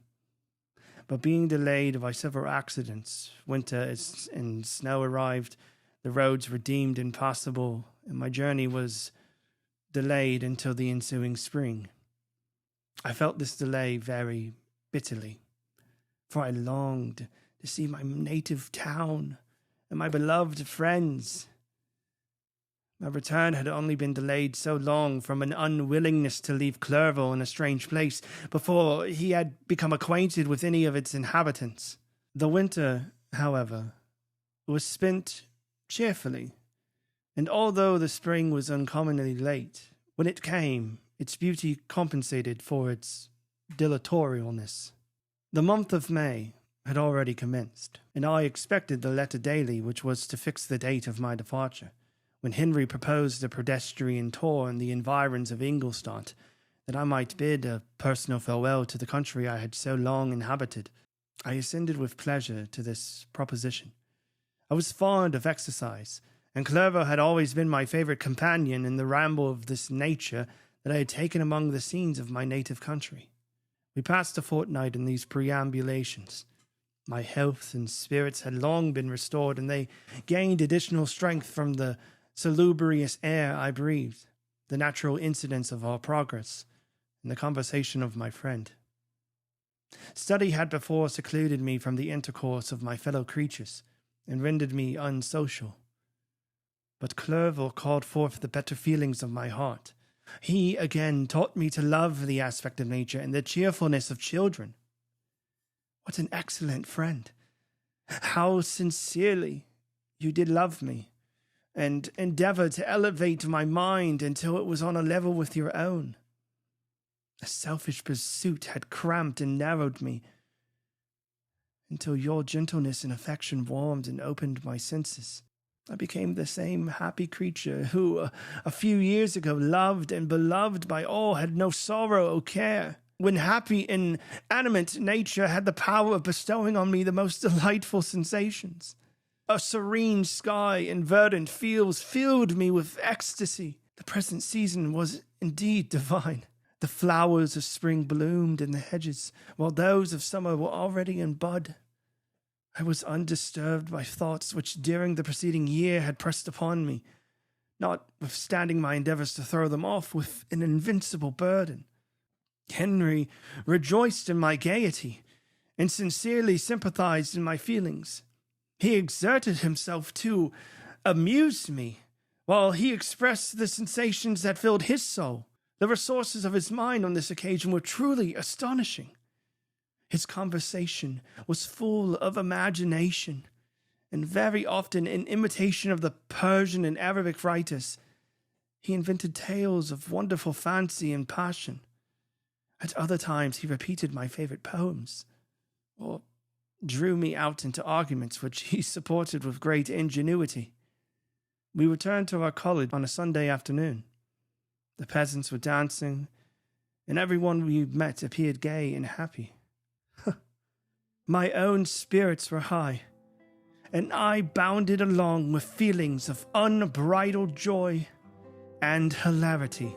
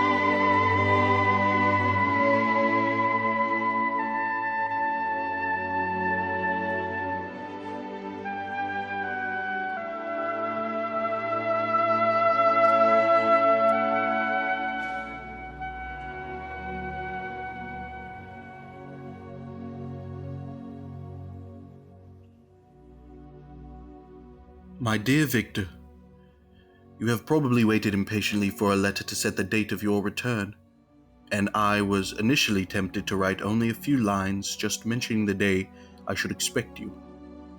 But that would be a cruel kindness, and I dare not do it.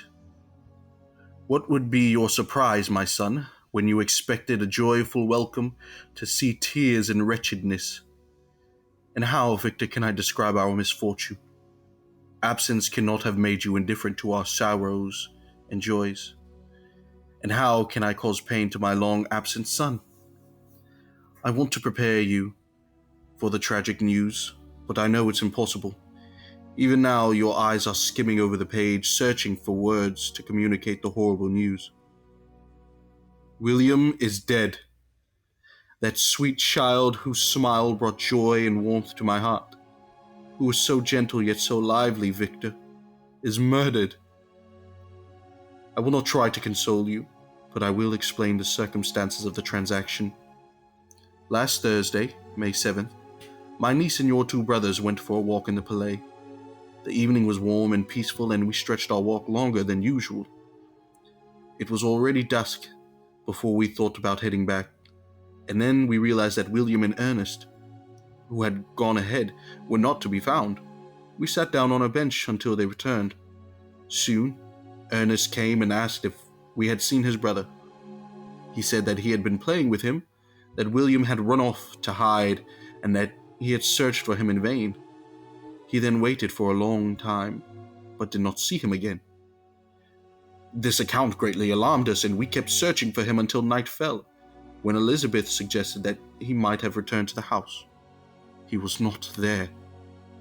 We went back with torches, because I could not rest knowing that my sweet boy might have lost his way and was exposed to the dampness and dew of the night. Elizabeth was also in extreme distress. Around 5 a.m, I found my lovely boy, whom I had seen the night before, thriving and healthy, lying on the grass, pale and still. The mark of the murderer's fingers was on his neck. He was taken home, and the anguish on my face betrayed the secret to Elizabeth. She was very eager to see the corpse. At first I tried to stop her, but she persisted and entered the room where it lay. She quickly examined the victim's neck, clasped her hands, and exclaimed, "Oh, God! I have murdered my darling child." She fainted and was revived with incredible difficulty. When she regained consciousness, all she could do was weep and sigh. She told me that evening William had teased her to let him wear a valuable miniature of your mother that she possessed. That picture is gone, and doubtless the temptation led the murderer to commit the deed. We have no trace of him at present, despite our relentless efforts to find him, but they will not bring back my beloved William. Come, dearest Victor. Only you can comfort Elizabeth. She weeps constantly and unjustly blames herself for his death. Her words tear at my heart. We are all unhappy. But isn't that an even stronger reason for you, my son, to return and be our comfort? Your dear mother. Alas, Victor, I now say thank God she did not live to witness the cruel, miserable death of her youngest darling. Come, Victor, and not filled with brooding thoughts of vengeance against the assassin, but with feelings of peace and gentleness that will heal the wounds of our minds instead of letting them fester. Enter the house of mourning, my friend, but with kindness and affection for those who love you, and not with hatred for your enemies. Your affectionate and afflicted father, Alphonse Frankenstein, Geneva, May 12th, 1794. Clerval, who had watched my countenance as I read this letter, was surprised to observe the despair that succeeded the joy I initially expressed on receiving news from my friends. I threw the letter on the table and covered my face. My dear Frankenstein, are you always unhappy? My dear friend, what has happened? I motioned him to take up the letter while I walked up and down the room in the extremest agitation. Tears also gushed from the eyes of Clerval as he read the account of my misfortune. I can offer no consolation. Your disaster is irreparable. What do you intend to do? To go instantly to Geneva. Come with me, Henry, to order the horses. Poor William. Dear lovely child, he now sleeps with his angel mother, who has seen him bright and joyous in his young and beauty, must weep over his untimely loss. To die so miserably. To feel the murderer's grasp. How much more of a murderer could destroy radiant innocence? Poor little fellow. One only consolation have we. His friends mourn and weep, but he is at rest. The pain is over. His sufferings are at an end forever. A sod cover his gentle form, and he knows no pain. He can no longer be a subject for pity. We must reserve that for his miserable survivors. Clerval spoke thus as we hurried through the streets. The words impressed themselves on my mind, and I remembered them afterwards in solitude. But now, as soon as the horses arrived, I hurried into the cabriolet and bade farewell to my friend. My journey was very melancholy. At first I wished to hurry on, for I longed to console and sympathize with my loved and sorrowing friends. When I drew near my native town, I slackened my progress. I could hardly sustain the multitude of feelings that crowded into my mind. I passed through scenes familiar to my youth, but which I had not seen for nearly 6 years. How altered everything might be during that time. One sudden and desolating change had taken place. But 1,000 little circumstances might have by degrees worked other alterations, which, although they were done more tranquilly, might not be the less decisive. Fear overcame me. I dared no advance, dreading 1,000 nameless evils that made me tremble, although I was unable to define them. I remained 2 days at Lausanne, in this painful state of mind. I contemplated the lake. The waters were placid. All around was calm. The snowy mountains, the palaces of nature were not changed. By degrees, the calm and heavenly scene restored me, and I continued my journey towards Geneva. The road ran by the side of the lake, which became narrower as I approached my native town. I discovered more distinctly the black sides of Jura and the bright summit of Mont Blanc. I wept like a child. Dear mountains, my own beautiful lake, how do you welcome your wanderer? Your summits are clear. The sky and lake are blue and placid. Is this to prognosticate peace, or to mock at my unhappiness? I fear, my friend, that I shall render myself tedious by dwelling on these preliminary circumstances. But they were days of comparative happiness, and I think of them with pleasure. My country, my beloved country. Who but a native can tell the delight I took in again beholding thy streams, thy mountains, and more than all, thy lovely lake? Yet, as I drew nearer home, grief and fear again overcame me. Night also closed around, and when I could hardly see the dark mountains, I felt still more gloomily.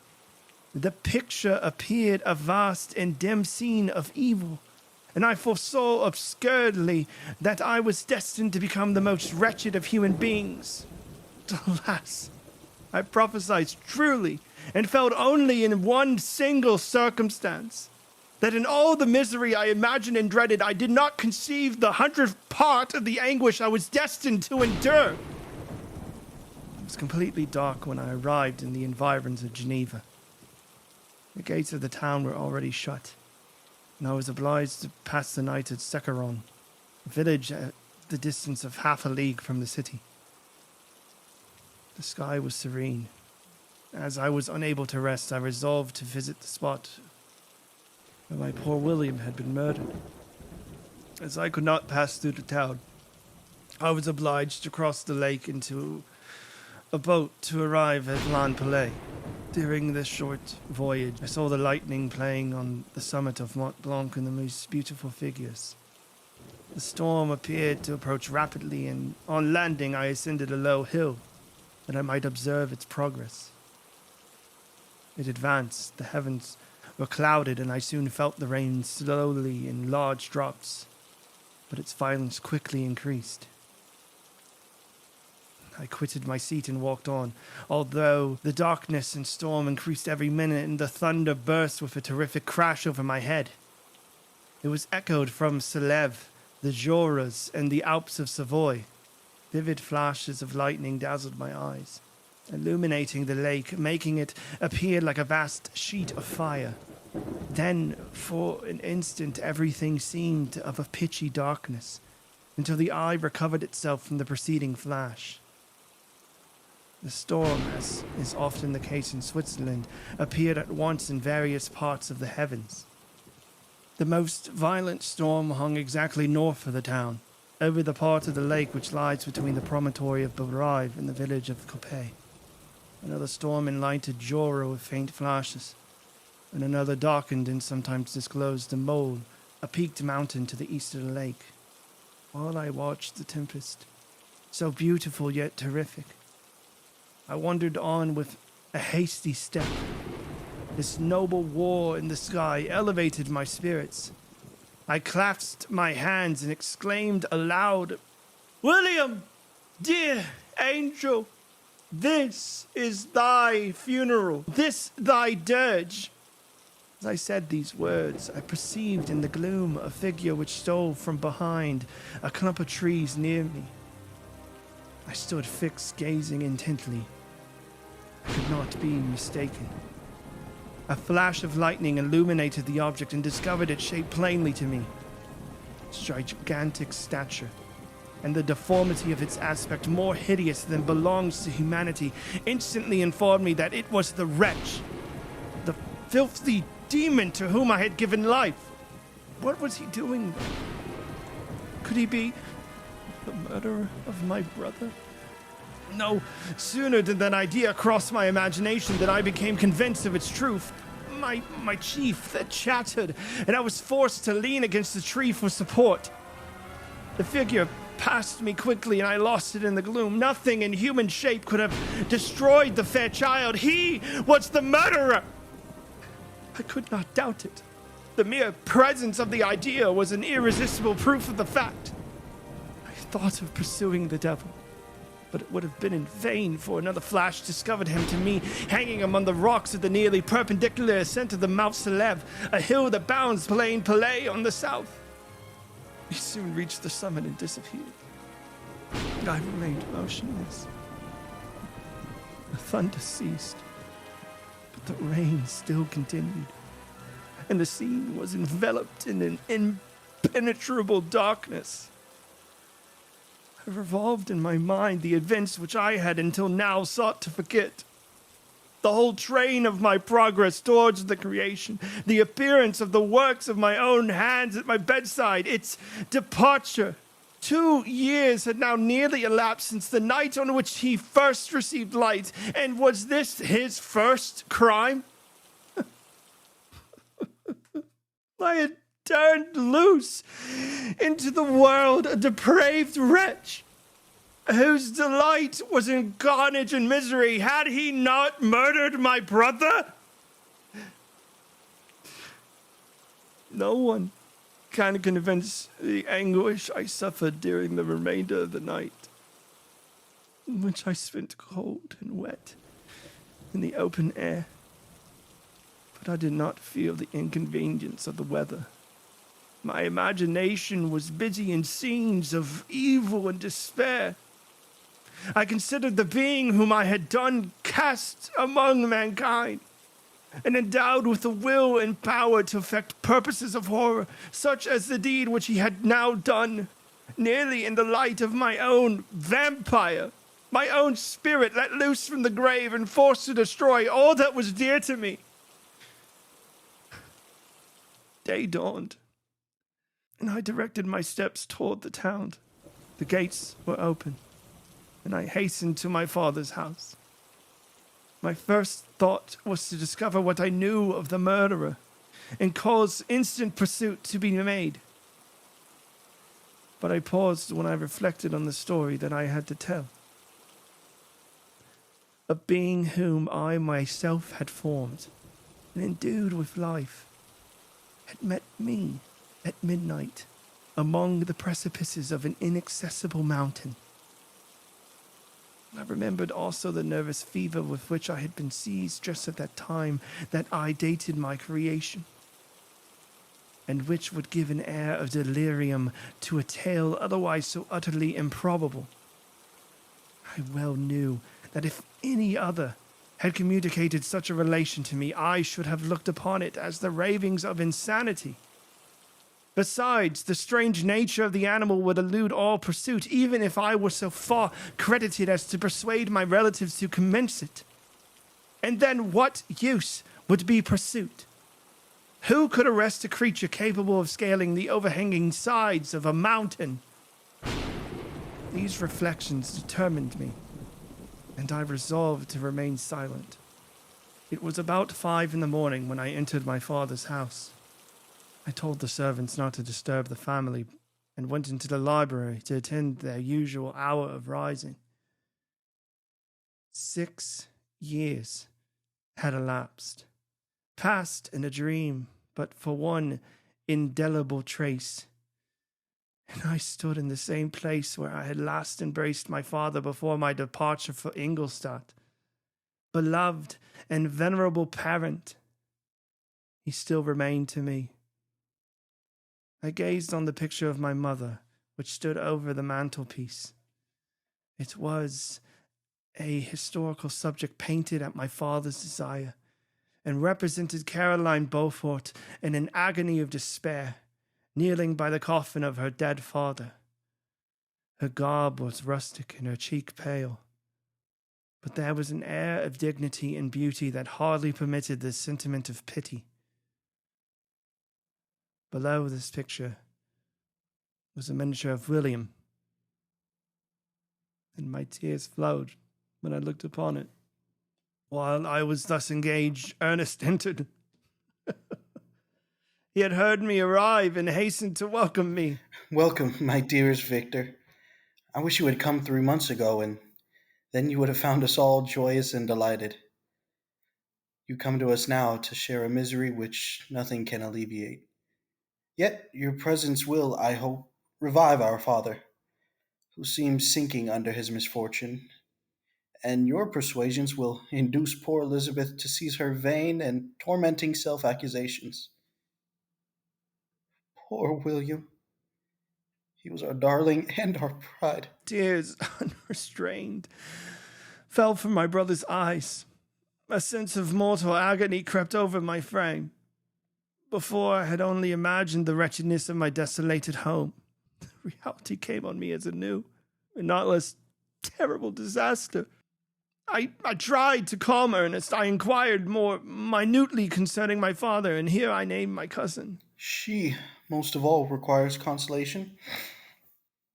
She accused herself of having caused the death of my brother, and that made her very wretched.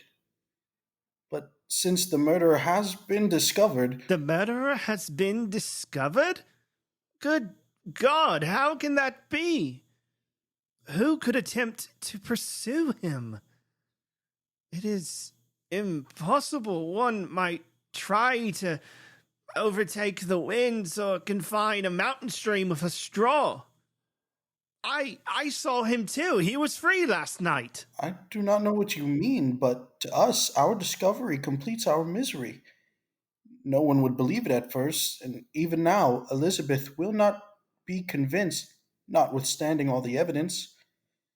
Indeed, who would credit that Justine Moritz, who was so amiable and fond of all the family, could suddenly become so capable of so frightful, so appalling a crime? Justine Moritz? Oh, Poor girl. Is she the accused? But it is wrong. Everyone knows that.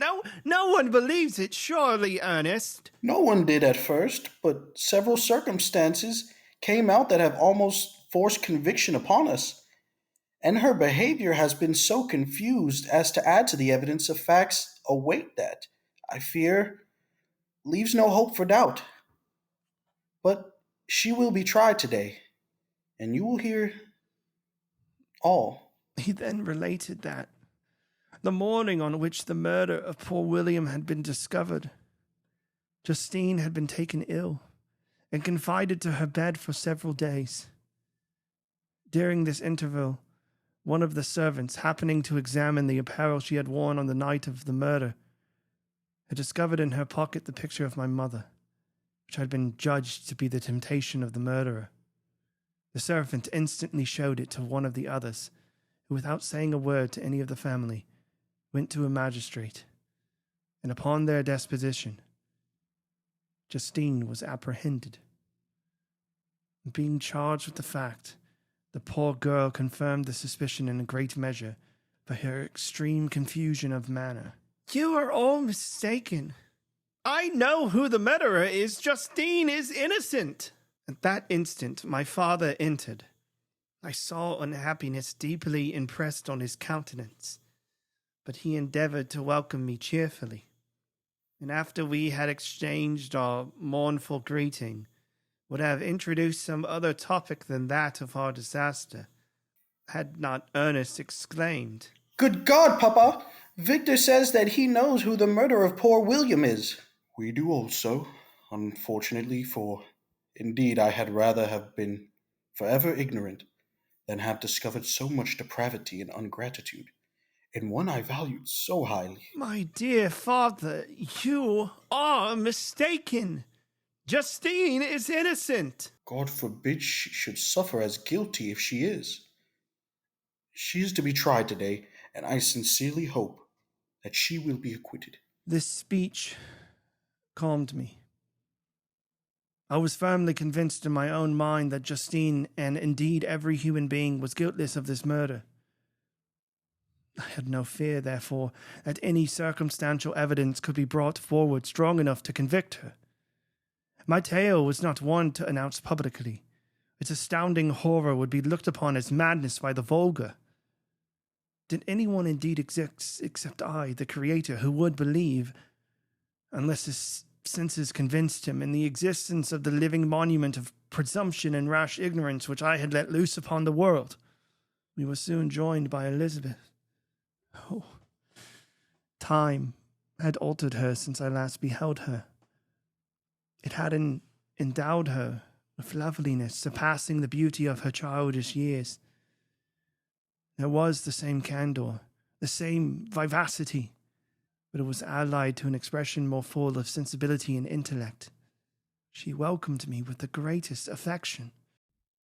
Your arrival, my dear cousin, fills me with hope. You perhaps will find some means to justify my poor, guiltless Justine. Who is safe if she is convicted of a crime? I rely on her innocence as certainly as I do upon my own. Our misfortune is doubly hard to us. We have not only lost that lovely, darling boy, but this poor girl, whom I sincerely love, is to be torn away by even a worse fate. If she is condemned, I never shall know joy again. But she will not. I am sure she will not. And then I shall be happy again, even after the sad death of my little William. She is innocent, Elizabeth, and that shall be proved. Fear nothing, but let your spirits be cheered by the assurance of her acquittal. How kind and generous you are. Everyone else believes in her guilt, and that made me wretched, for I knew that it was impossible, and to see everyone else prejudiced in so deadly a manner rendered me hopeless and despairing.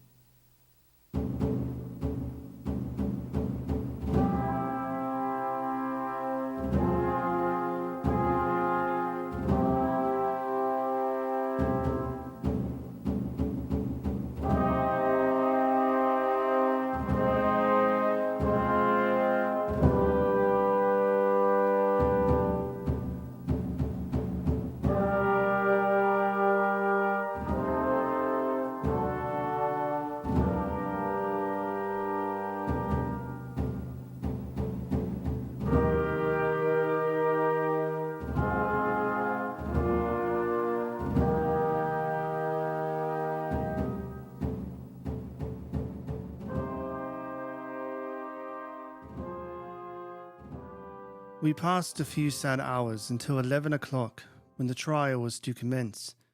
My father and the rest of the family being obliged to attend as witnesses, I accompanied them to court. During the whole of this wretched mockery of justice, I suffered living torture.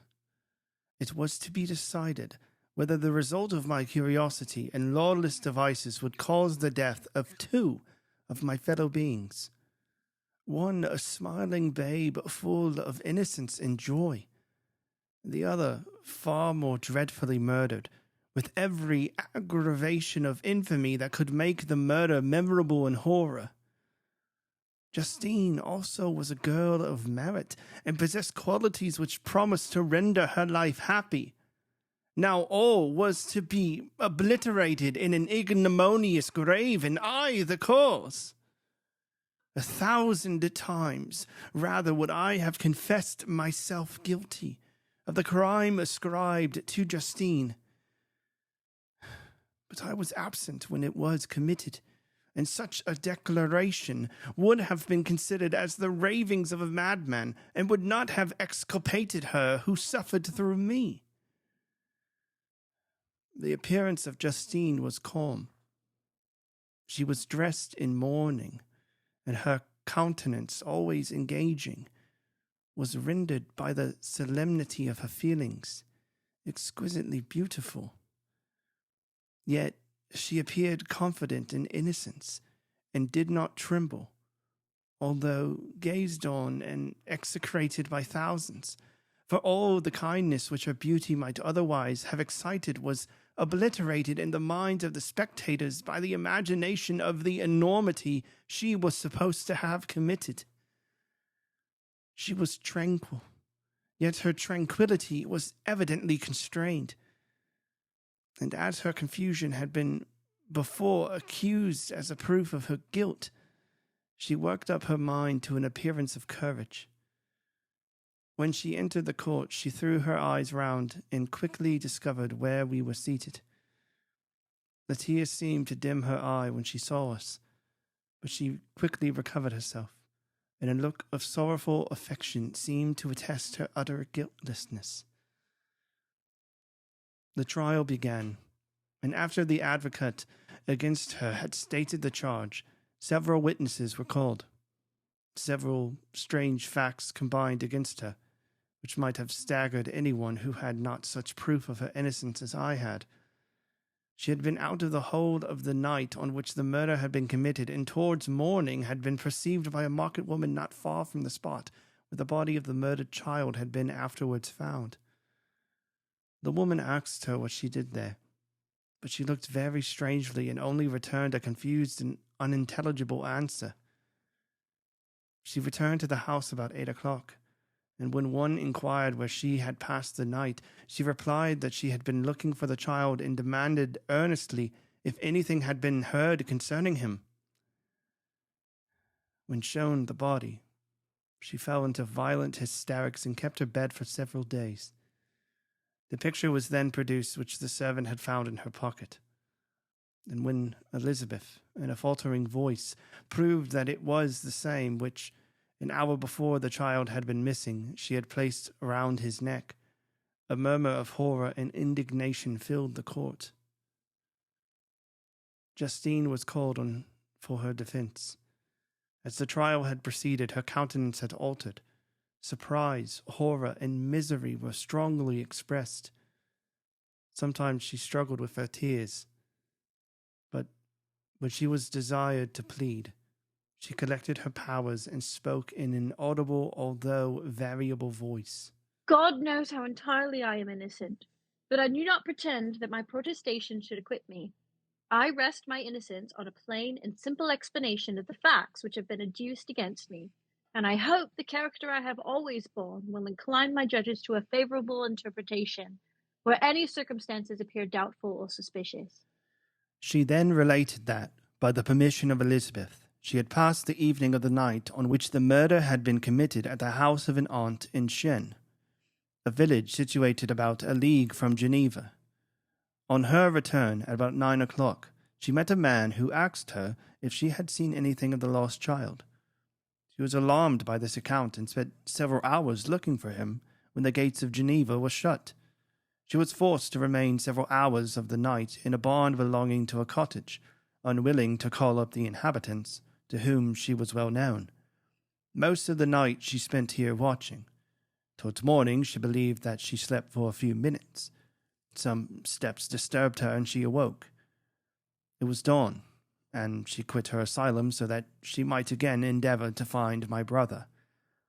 If she had gone near the spot where his body lay, it was without her knowledge. That she had been bewildered and, when questioned by the market woman, was not surprising, since she had passed a sleepless night, and the fate of poor William was yet uncertain. Concerning the picture, she could give no account. I know how heavily and fatally this one circumstance weighs against me, but I have no power of explaining it.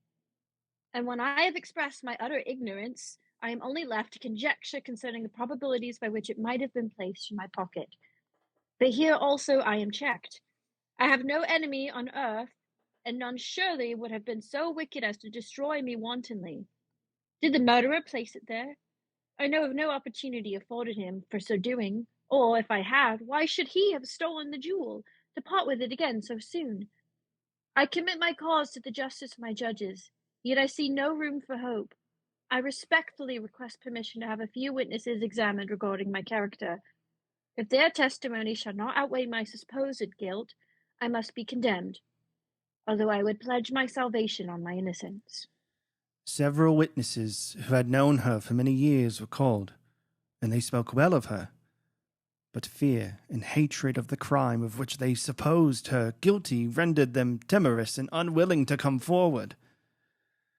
Elizabeth saw even this last resort, her excellent dispositions and irreproachable conduct, about to fail the accused, when, although violently agitated, she desired permission to address the court.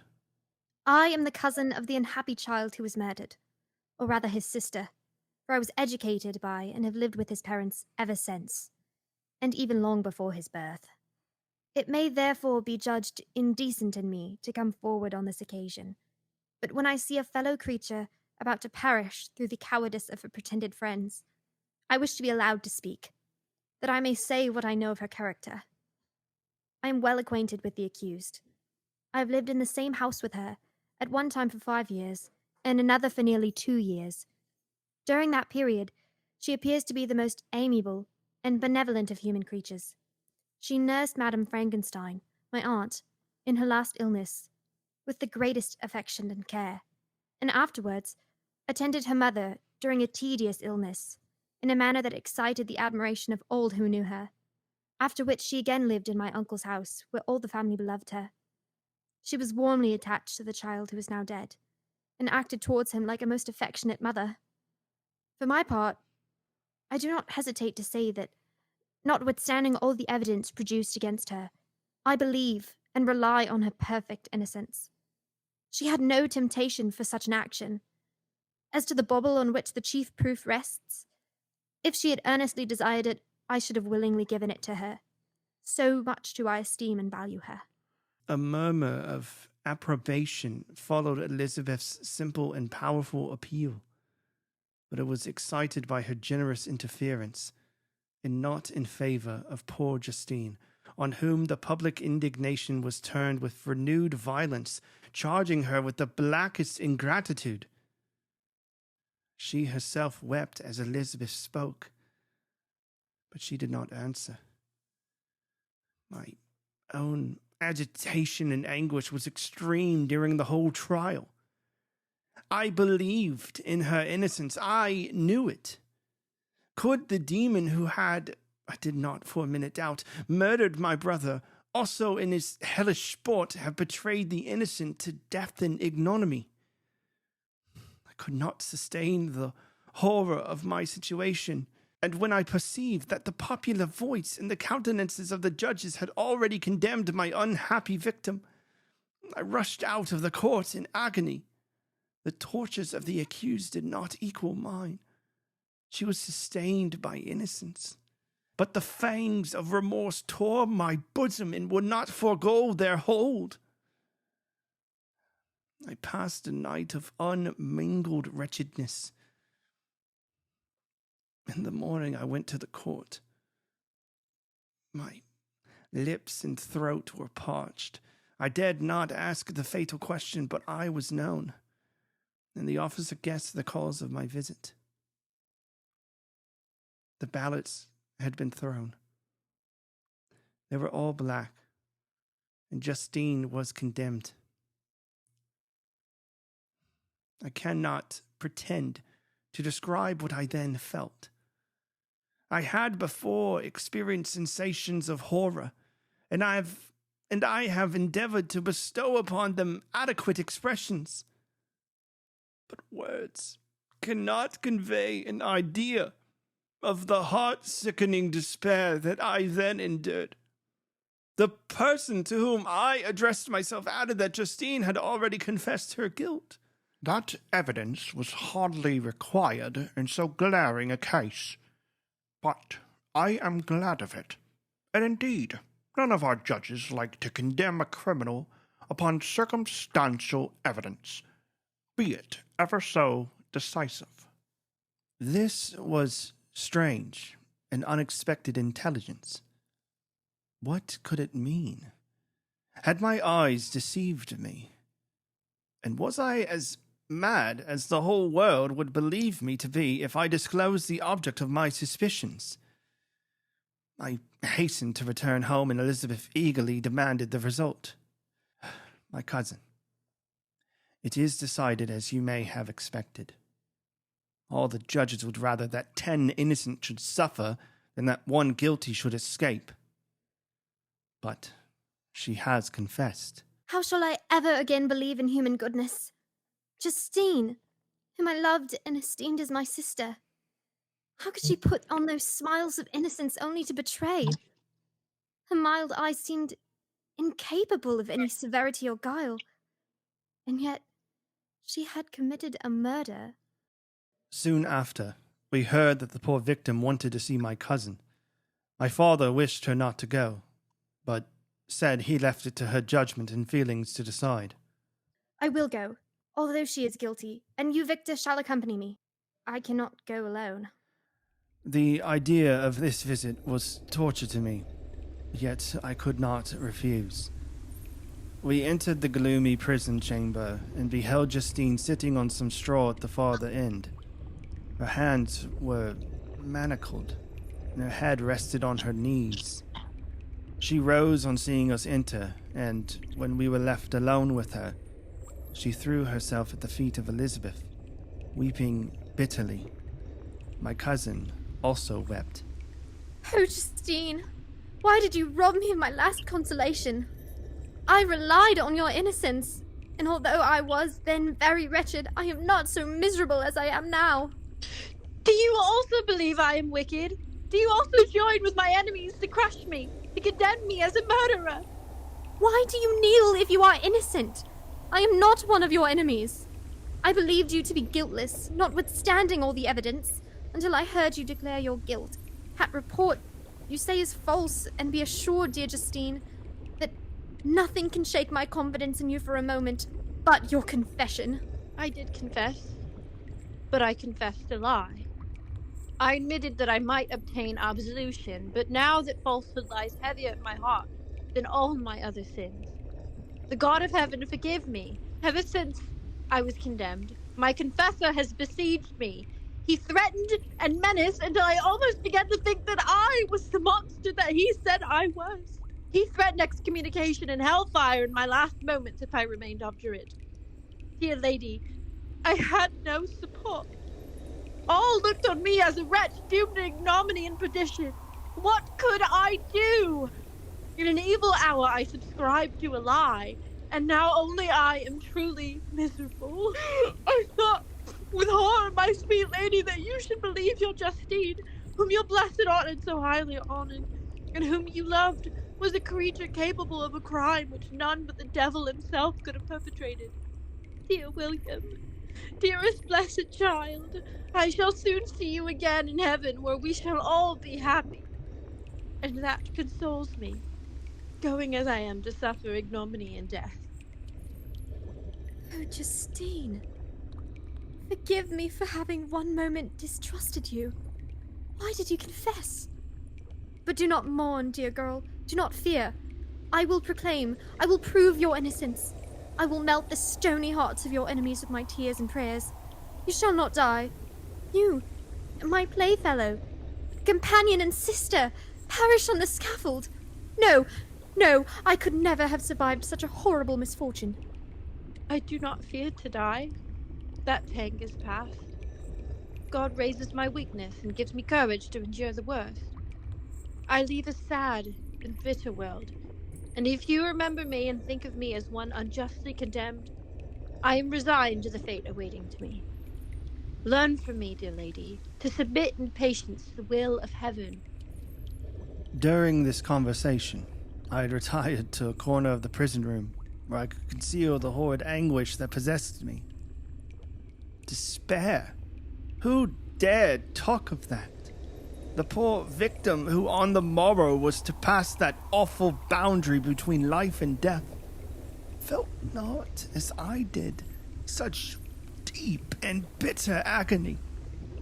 I gnashed my teeth and ground them together, uttering a groan from my inmost soul. Dear sir, you were very kind to visit me. I hope you do not believe that I am guilty. I could not answer. No, Justine. He is even more convinced of your innocence than I was, for even when he heard that you had confessed, he did not credit it. I truly thank him. In these last moments, I feel the sincerest gratitude towards those who can think of me with kindness. How sweet is the affection of others to such a wretch as I am. It removes more than half my misfortune, and I feel as if I could die in peace now that my innocence is acknowledged by you, dear lady, and your cousin. Thus, the poor sufferer tried to comfort others and herself. She indeed gained the resignation she desired. But I, the actual murderer, felt the never-dying worm alive in my bosom, which allowed of no hope or consolation. Elizabeth also wept and was unhappy, but hers was the misery of innocence, which hides for a while like a cloud that passes over the fair moon, but cannot tarnish its brightness. Anguish and despair had penetrated the core of my heart. I bore a hell within me which nothing could extinguish. We stayed several hours with Justine, and it was with great difficulty that Elizabeth could tear herself away. I wish that I were to die with you. I cannot live in this world of misery. Farewell, sweet lady, dearest Elizabeth, my beloved and only friend. May heaven in its bounty bless and preserve you. May this be the last misfortune you will ever suffer. Live and be happy and make others so. And on the morrow, Justine died. Elizabeth's heart-rending eloquence failed to move the judges from their settled conviction in the criminality of the saintly sufferer. My passionate and indignant appeals were lost upon them, and when I received their cold answers and heard the harsh, unfeeling reasoning of these men, my purposed avowal died away on my lips. Thus, I might proclaim myself a madman, but not revoke the sentence passed upon my wretched victim. She perished on the scaffold as a murderess. From the tortures of my own heart, I turned to contemplate the deep and voiceless grief of my Elizabeth. This was also my doing, and my father's woe, and the desolation of that late so smiling home, all was the work of my thrice accursed hands.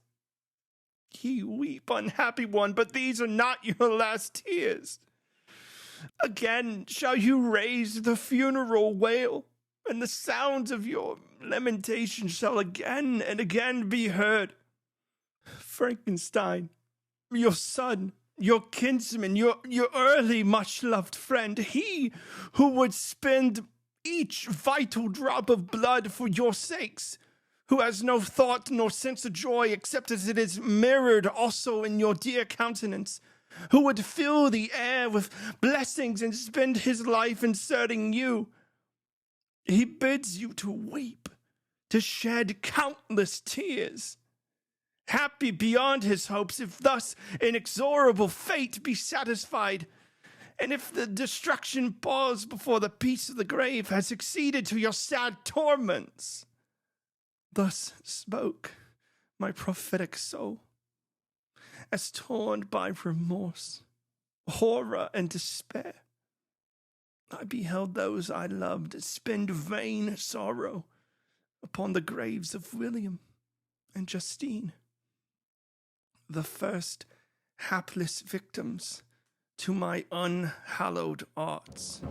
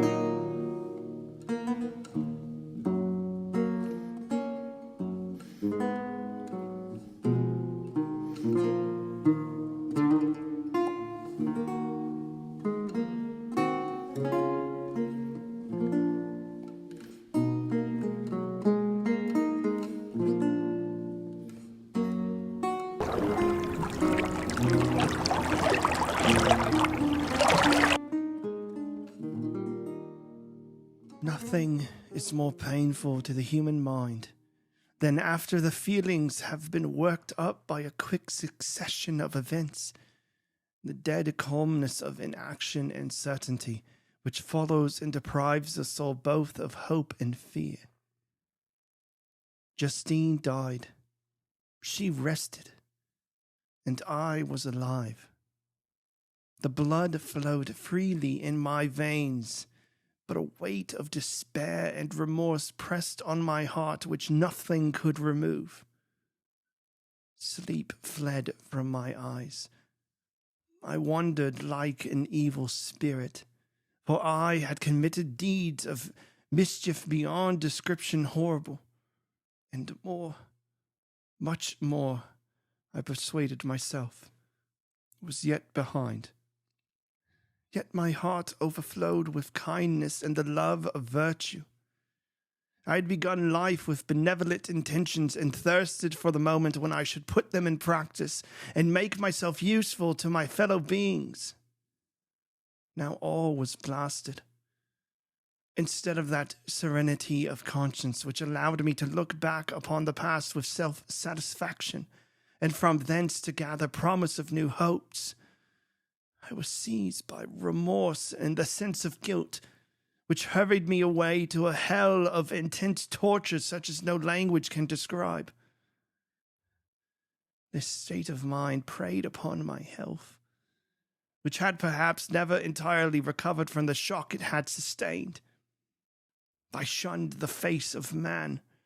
All sound of joy or complacency was torture to me.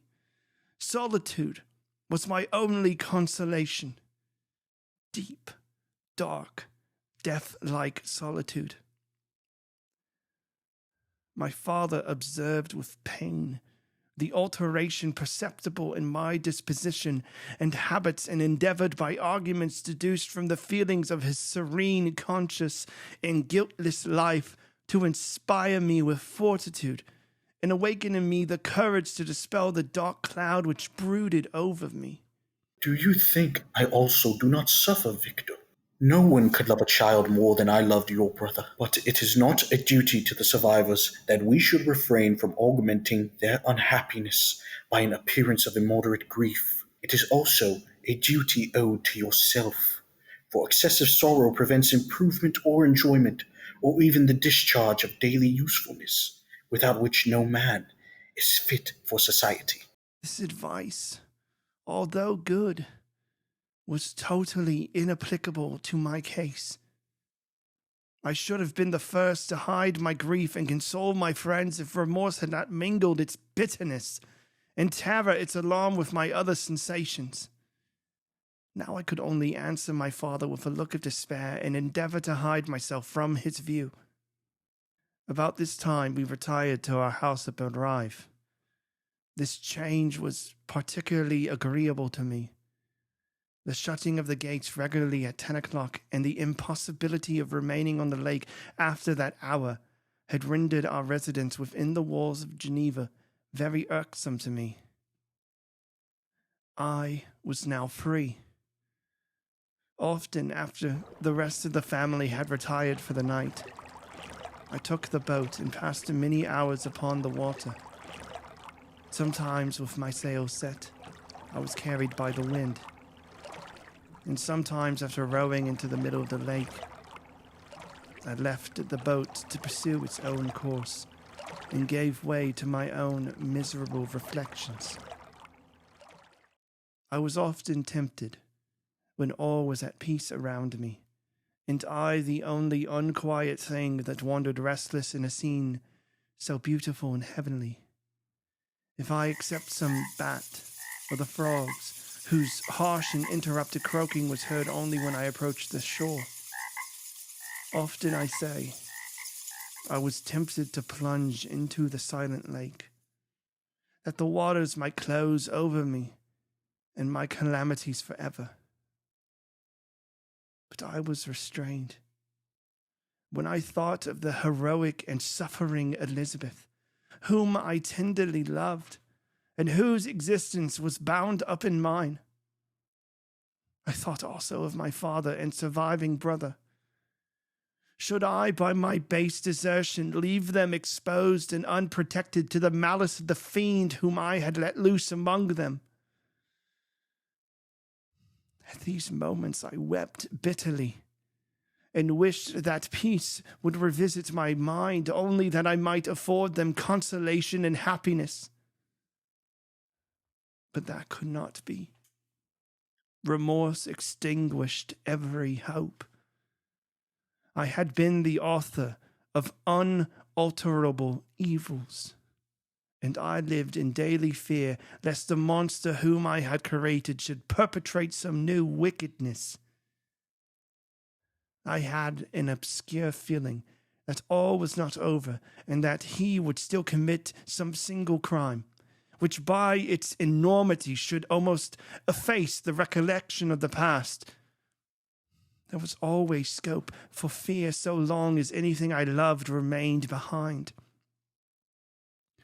My abhorrence of this fiend cannot be conceived. When I thought of him, I gnashed my teeth. My eyes became inflamed, and I ardently wished to extinguish that life which I had so thoughtlessly bestowed.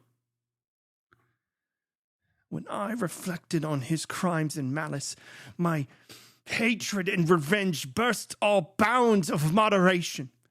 I would have made a pilgrimage to the highest peak of the Andes, could I, when there, have precipitated him to their base. I wished to see him again, that I might wreak the utmost extent of abhorrence on his head and avenge the deaths of William and Justine. Our house was the house of mourning. My father's help was deeply shaken by the horror of recent events. Elizabeth was sad and desponding. She no longer took delight in her ordinary occupations. All pleasure seemed to her sacrilege toward the deed. Eternal woe and tears, she then thought, was just tribute she should pay to innocence so blasted and destroyed. She was no longer that happy creature who in earlier youth wandered with me on the banks of the lake and talked with ecstasy of our future prospects.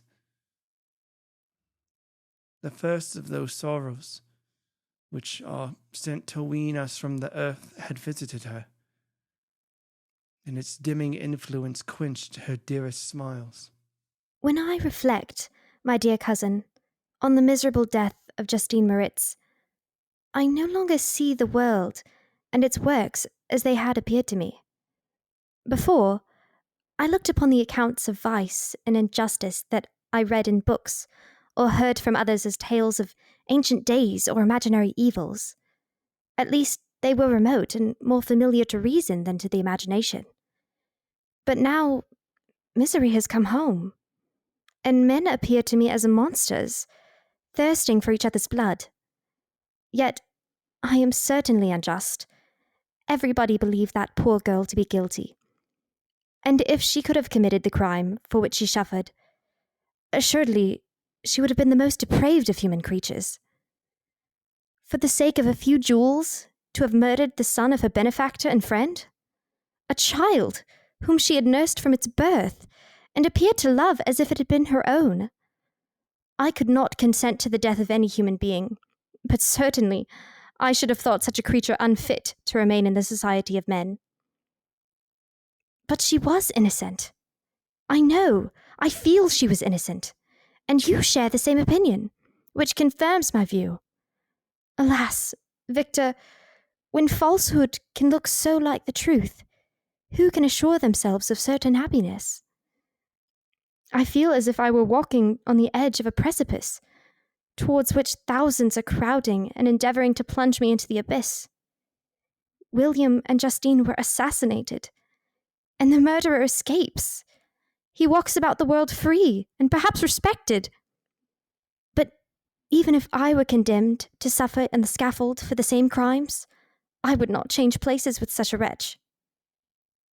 My dear friend, you must calm yourself. These events have affected me, God knows how deeply. But I am not so wretched as you are. There is an expression of despair, and sometimes of revenge, in your countenance that makes me tremble. Dear Victor, banish these dark passions. Remember the friends around you, who centre all their hopes on you. Have we lost the power to render you happy? While we love and are true to each other, here in this land of peace and beauty, your native country, we may reap every tranquil blessing. What can disturb our peace? And could not such words from her, whom I fondly prized before every other gift of fortune, suffice to chase away the fiend that lurked in my heart? Even as she spoke, I drew near to her, as if in terror, lest at that very moment the destroyer had been near to rob me of her. Thus, not the tenderness of friendship, nor the beauty of earth, nor of heaven could redeem my soul from woe. The very accents of love were ineffectual. I was encompassed by a cloud which no beneficial influence could penetrate. The wounded deer, dragging its fainting limbs to some untrodden brake, dared to gaze upon the arrow which had pierced it, and to die was but a type of me. Sometimes I could cope with the sullen despair that overwhelmed me, but sometimes the whirlwind passions of my soul drove me to seek, by bodily exercise and by change of place, some relief from my intolerable sensations. It was during an excess of this kind that I suddenly left my home, and bending my steps toward the near alpine valleys, sought in the magnificence, the eternity of such scenes, to forget myself and my inferior, because human sorrows. My wanderings were directed towards the valley of Chamonix. I had visited it frequently during boyhood. 6 years had passed since then. I was a wreck, but naught had changed in those savage and enduring scenes. I performed the first part of my journey on horseback. I afterwards hired a mule, as the more sure-footed and least liable to receive injury on these rugged roads. The weather was fine. It was about the middle of the month of August, nearly 2 months after the death of Justine, that miserable epoch from which I dated all my woe. The weight upon my spirit was sensibly lightened as I plunged yet deeper in the ravine of the Arve. The immense mountains and precipices that overhung me on every side, the sound of the river raging among the rocks, and the dashing of the waterfalls around spoke of a power mighty as omnipotence. And I ceased to fear or to bend before any being less almighty than that which had created and ruled the elements, here displayed in their most terrific guise. Still, as I ascended higher, the valley assumed a more magnificent and astonishing character. Ruined castles hanging on the precipices of piny mountains, the impetuous Arve, and cottages every here and there peeping forth from among the trees formed a scene of singular beauty.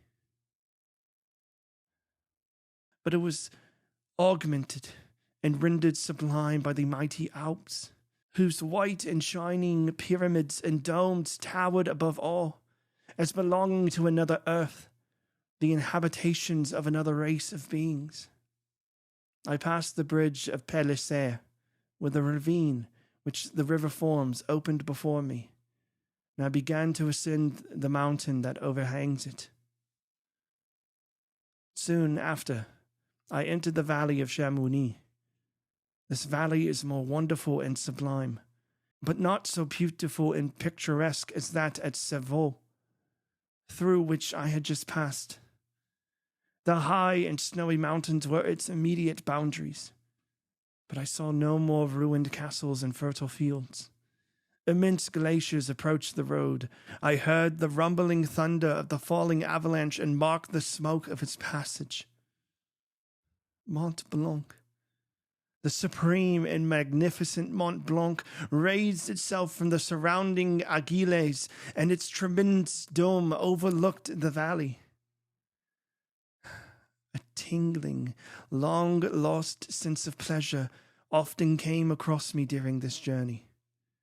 Some turn in the road, some new object suddenly perceived and recognized, reminded me of days gone by, and were associated with the light-hearted gaiety of boyhood.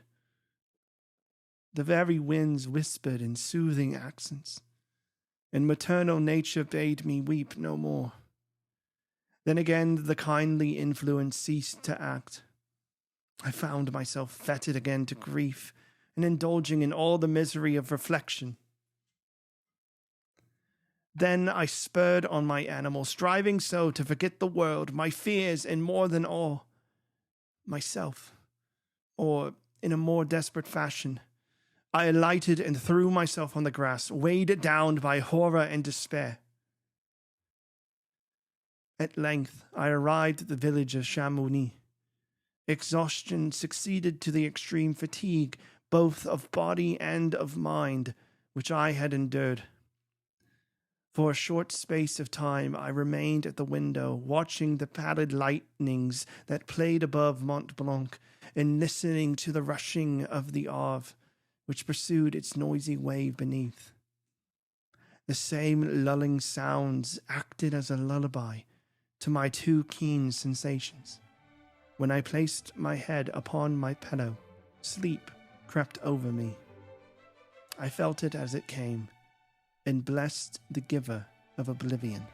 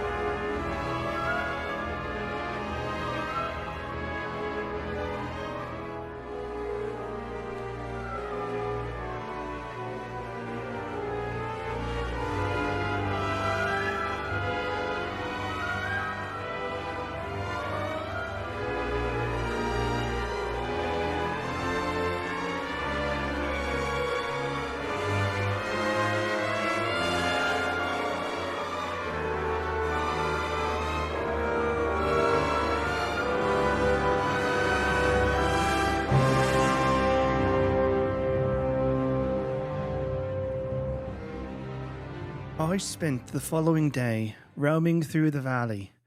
I stood beside the sources of the Aveyron, which take their rise in a glacier that with slow pace is advancing down from the summit of the hills to barricade the valley. The abrupt sides of vast mountains were before me. The icy wall of the glacier overhung me. A few shattered pines were scattered around, and the solemn silence of this glorious presence chamber of an imperial nature was broken only by the brawling waves or the fall of some vast fragment, the thunder sound of the avalanche, or the cracking reverberated along the mountains of the accumulated ice, which, through the silent working of immutable laws, was ever and anon rent and torn, as if it had been but a plaything in their hands. These sublime and magnificent scenes afforded me the greatest consolation that I was capable of receiving.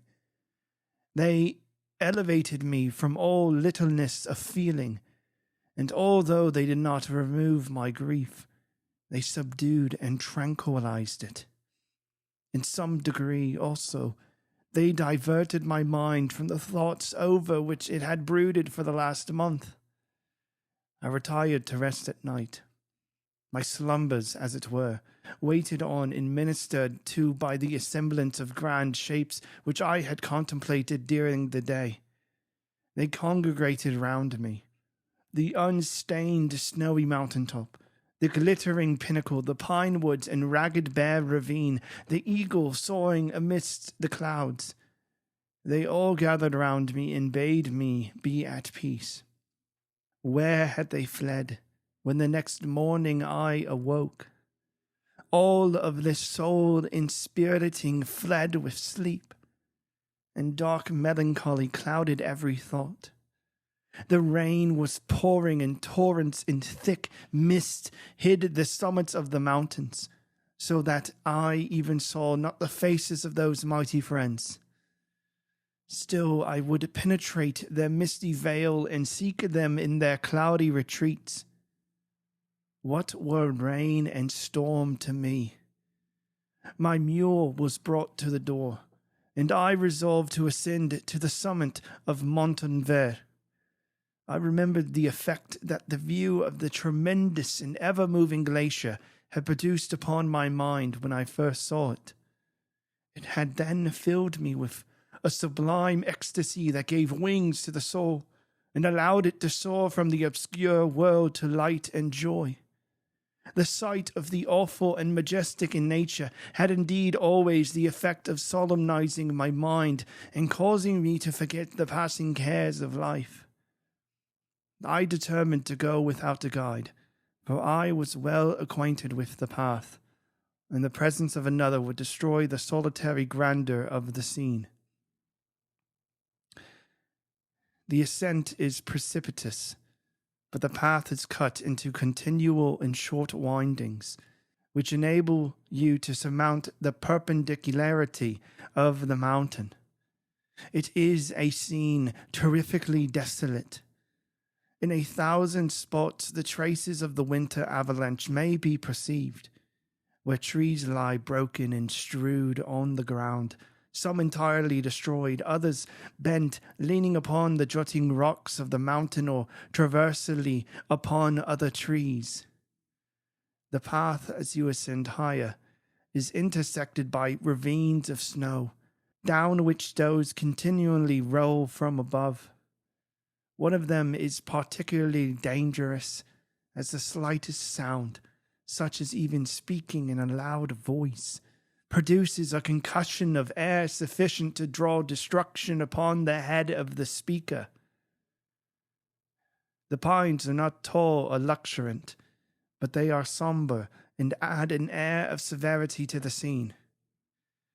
I looked on the valley beneath. Vast mists were rising from the rivers which ran through it and curling in thick reefs around the opposite mountains, whose summits were hid in the uniform clouds, while rain poured from the dark sky and added to the melancholy impression I received from the objects around me. Alas, Why does man boast of sensibilities superior to those apparent in the brute? It only renders them more necessary beings. If our impulses were confided to hunger, thirst, and desire, we might be nearly free. But now we are moved by every wind that blows and a chance word or scene that word may convey to us. We rest. A dream has power to poison sleep. We rise. Wandering thought pollutes the day. We feel, conceive, or reason, laugh or weep, embrace fond woe, or cast our cares away. It is the same, for be it joy or sorrow, the path of its departure still is free.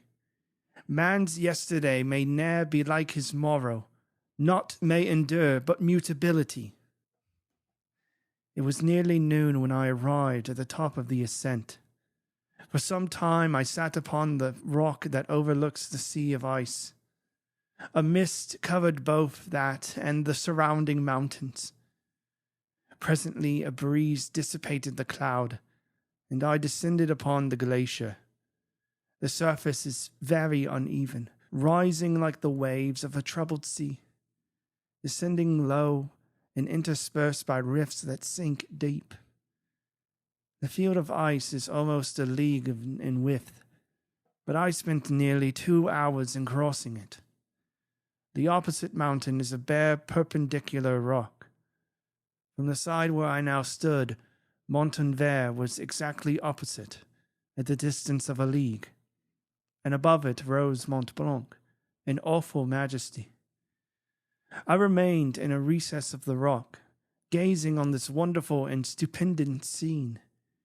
The sea, or rather the vast river of ice, wound among its dependent mountains, whose aerial summits hung over its recesses. Their icy and glittering peaks shone in the sunlight over the clouds.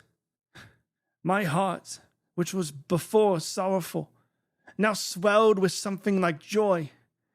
Wandering spirits, if indeed ye wander, and do not rest in your narrow beds, allow me this faint happiness, or take me as your companion, away from the joys of life.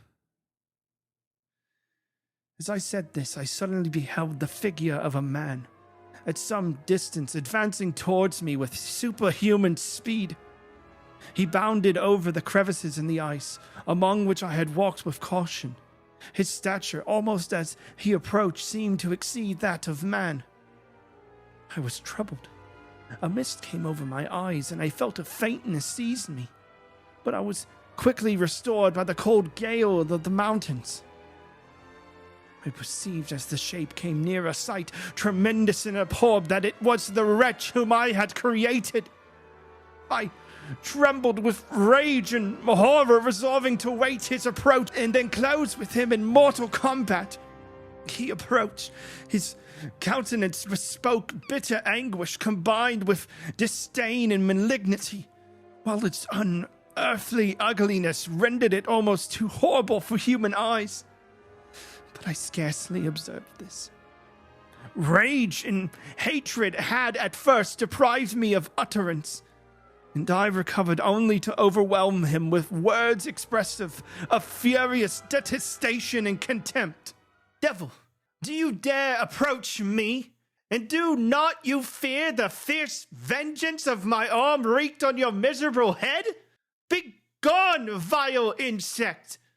Or rather, stay, that I may trample you to dust. And oh, that I could, with the extinction of your miserable existence, restore those victims whom you have so diabolically murdered.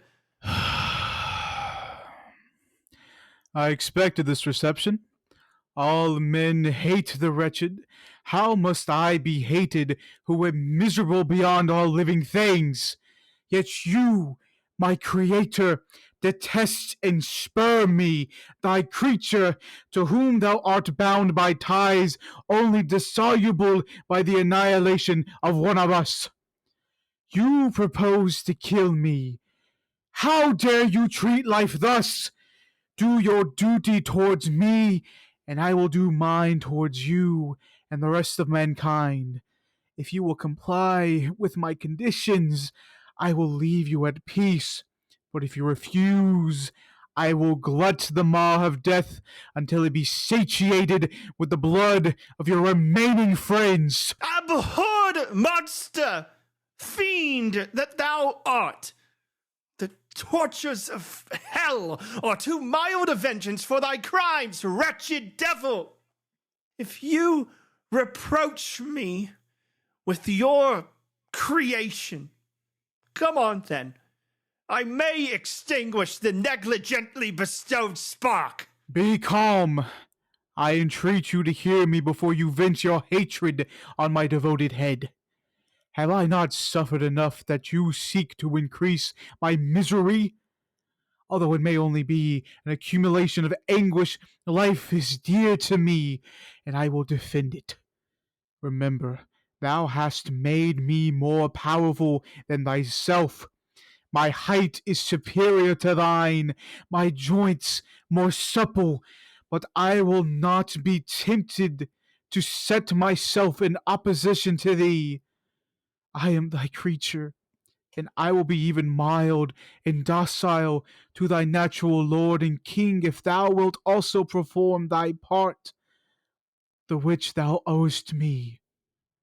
O Frankenstein, be not equitable to every other, and trample upon me alone, to whom thy justice, clemency, and affection are most due. Remember that I am thy creature, and I ought to be thy Adam, but I am instead the fallen angel whom thou drivest from joy for no misdeed. Everywhere I see bliss, from which I alone am irrevocably excluded.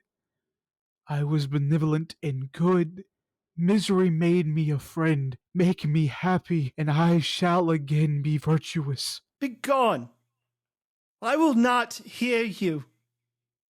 There can be no community between you and me. We are enemies. Begone, or let us try our strength in a fight in which one must fall. How can I move thee? Will no entreaties cause thee to turn a favorable eye upon thy creature who implores thy goodness and compassion? Believe me, Frankenstein, I was benevolent. My soul glowed with love and humanity, but am I not alone, miserably alone? You, my creator, abhor me. What hope can I gather from your fellow creatures who owe me nothing?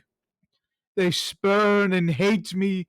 The desert mountains and dreary glaciers are my refuge. I have wandered here many days. The caves of ice, which I do not fear, are a dwelling to me, and the only one which man does not grudge. These bleak skies I hail, for they are kinder to me than your fellow beings. If mankind knew of my existence, they would do as you do, and arm themselves for my destruction. Shall I not then hate them who abhor me? I will keep no terms with my enemies. I am miserable, and they shall share my wretchedness. Yet it is in your power to recompense me and deliver them from an evil which is only remains from you to make so great, that not only you and your family, but thousands of others shall be swallowed up in the whirlwinds of its rage. Let your compassion be moved, and do not disdain me. Listen to my tale. When you have heard that, abandon or commiserate me, as you shall judge that I deserve. But hear me. The guilty are allowed by human laws, bloody as they are, to speak in their defense before they are commended. Listen to me, Frankenstein. You accuse me of murder, and yet you would, with a satisfied conscience, destroy your creature. Oh, praise the eternal justice of man! Yet I ask you not to spare me. Listen to me, and then, if you can, and if you will, destroy the work of your hands. Why do you call to my remembrance circumstances which I shudder to reflect? That I have been the miserable origin and author. Cursed be the day, abhorred devil, in which you first saw light. Cursed, although I curse myself, be the hands that formed you. You have made me wretched beyond expression. You have left me no power to consider whether I am just to you. Begone! Relieve me from the sight of your detested form! Thus I relieve thee, my Creator. Thus I take from thee a sight which you abhor. Still thou canst listen to me and grant me thy compassion. By the virtues that I once possessed, I demand this from you. Hear my tale. It is long and strange, and the temperature of this place does not fit your pleasing sensations. Come to the hut upon the mountain. The sun is yet high in the heavens before it descends to hide behind your snowy precipices and illuminate another world. You will have heard my story and can decide. On you it rests whether I quit the neighborhood of man and lead a harmless life forever, or become the scourge of your fellow creatures and the author of your speedy ruin. As he said this, he led the way across the ice. I followed. My heart was full, and I did not answer him. But as I proceeded, I weighed the various arguments that he had used and determined at least to listen to his tale. I was partly urged by curiosity, and compassion confirmed my resolution. I had hitherto supposed him to be the murderer of my brother, and I eagerly sought a confirmation or denial of this opinion. For the first time, also, I felt what the duties of a creator towards his creature were, and that I ought to render him happy before I complained of his wickedness. These motives urged me to comply with his demand. We crossed the ice, therefore, and ascended the opposite rock. The air was cold, and the rain again began to descend. We entered the hut, the fiend with an air of exultation, I with a heavy heart and depressed spirits. But I consented to listen, and seating myself by the fire which my odious companion had lighted, he thus began his tale.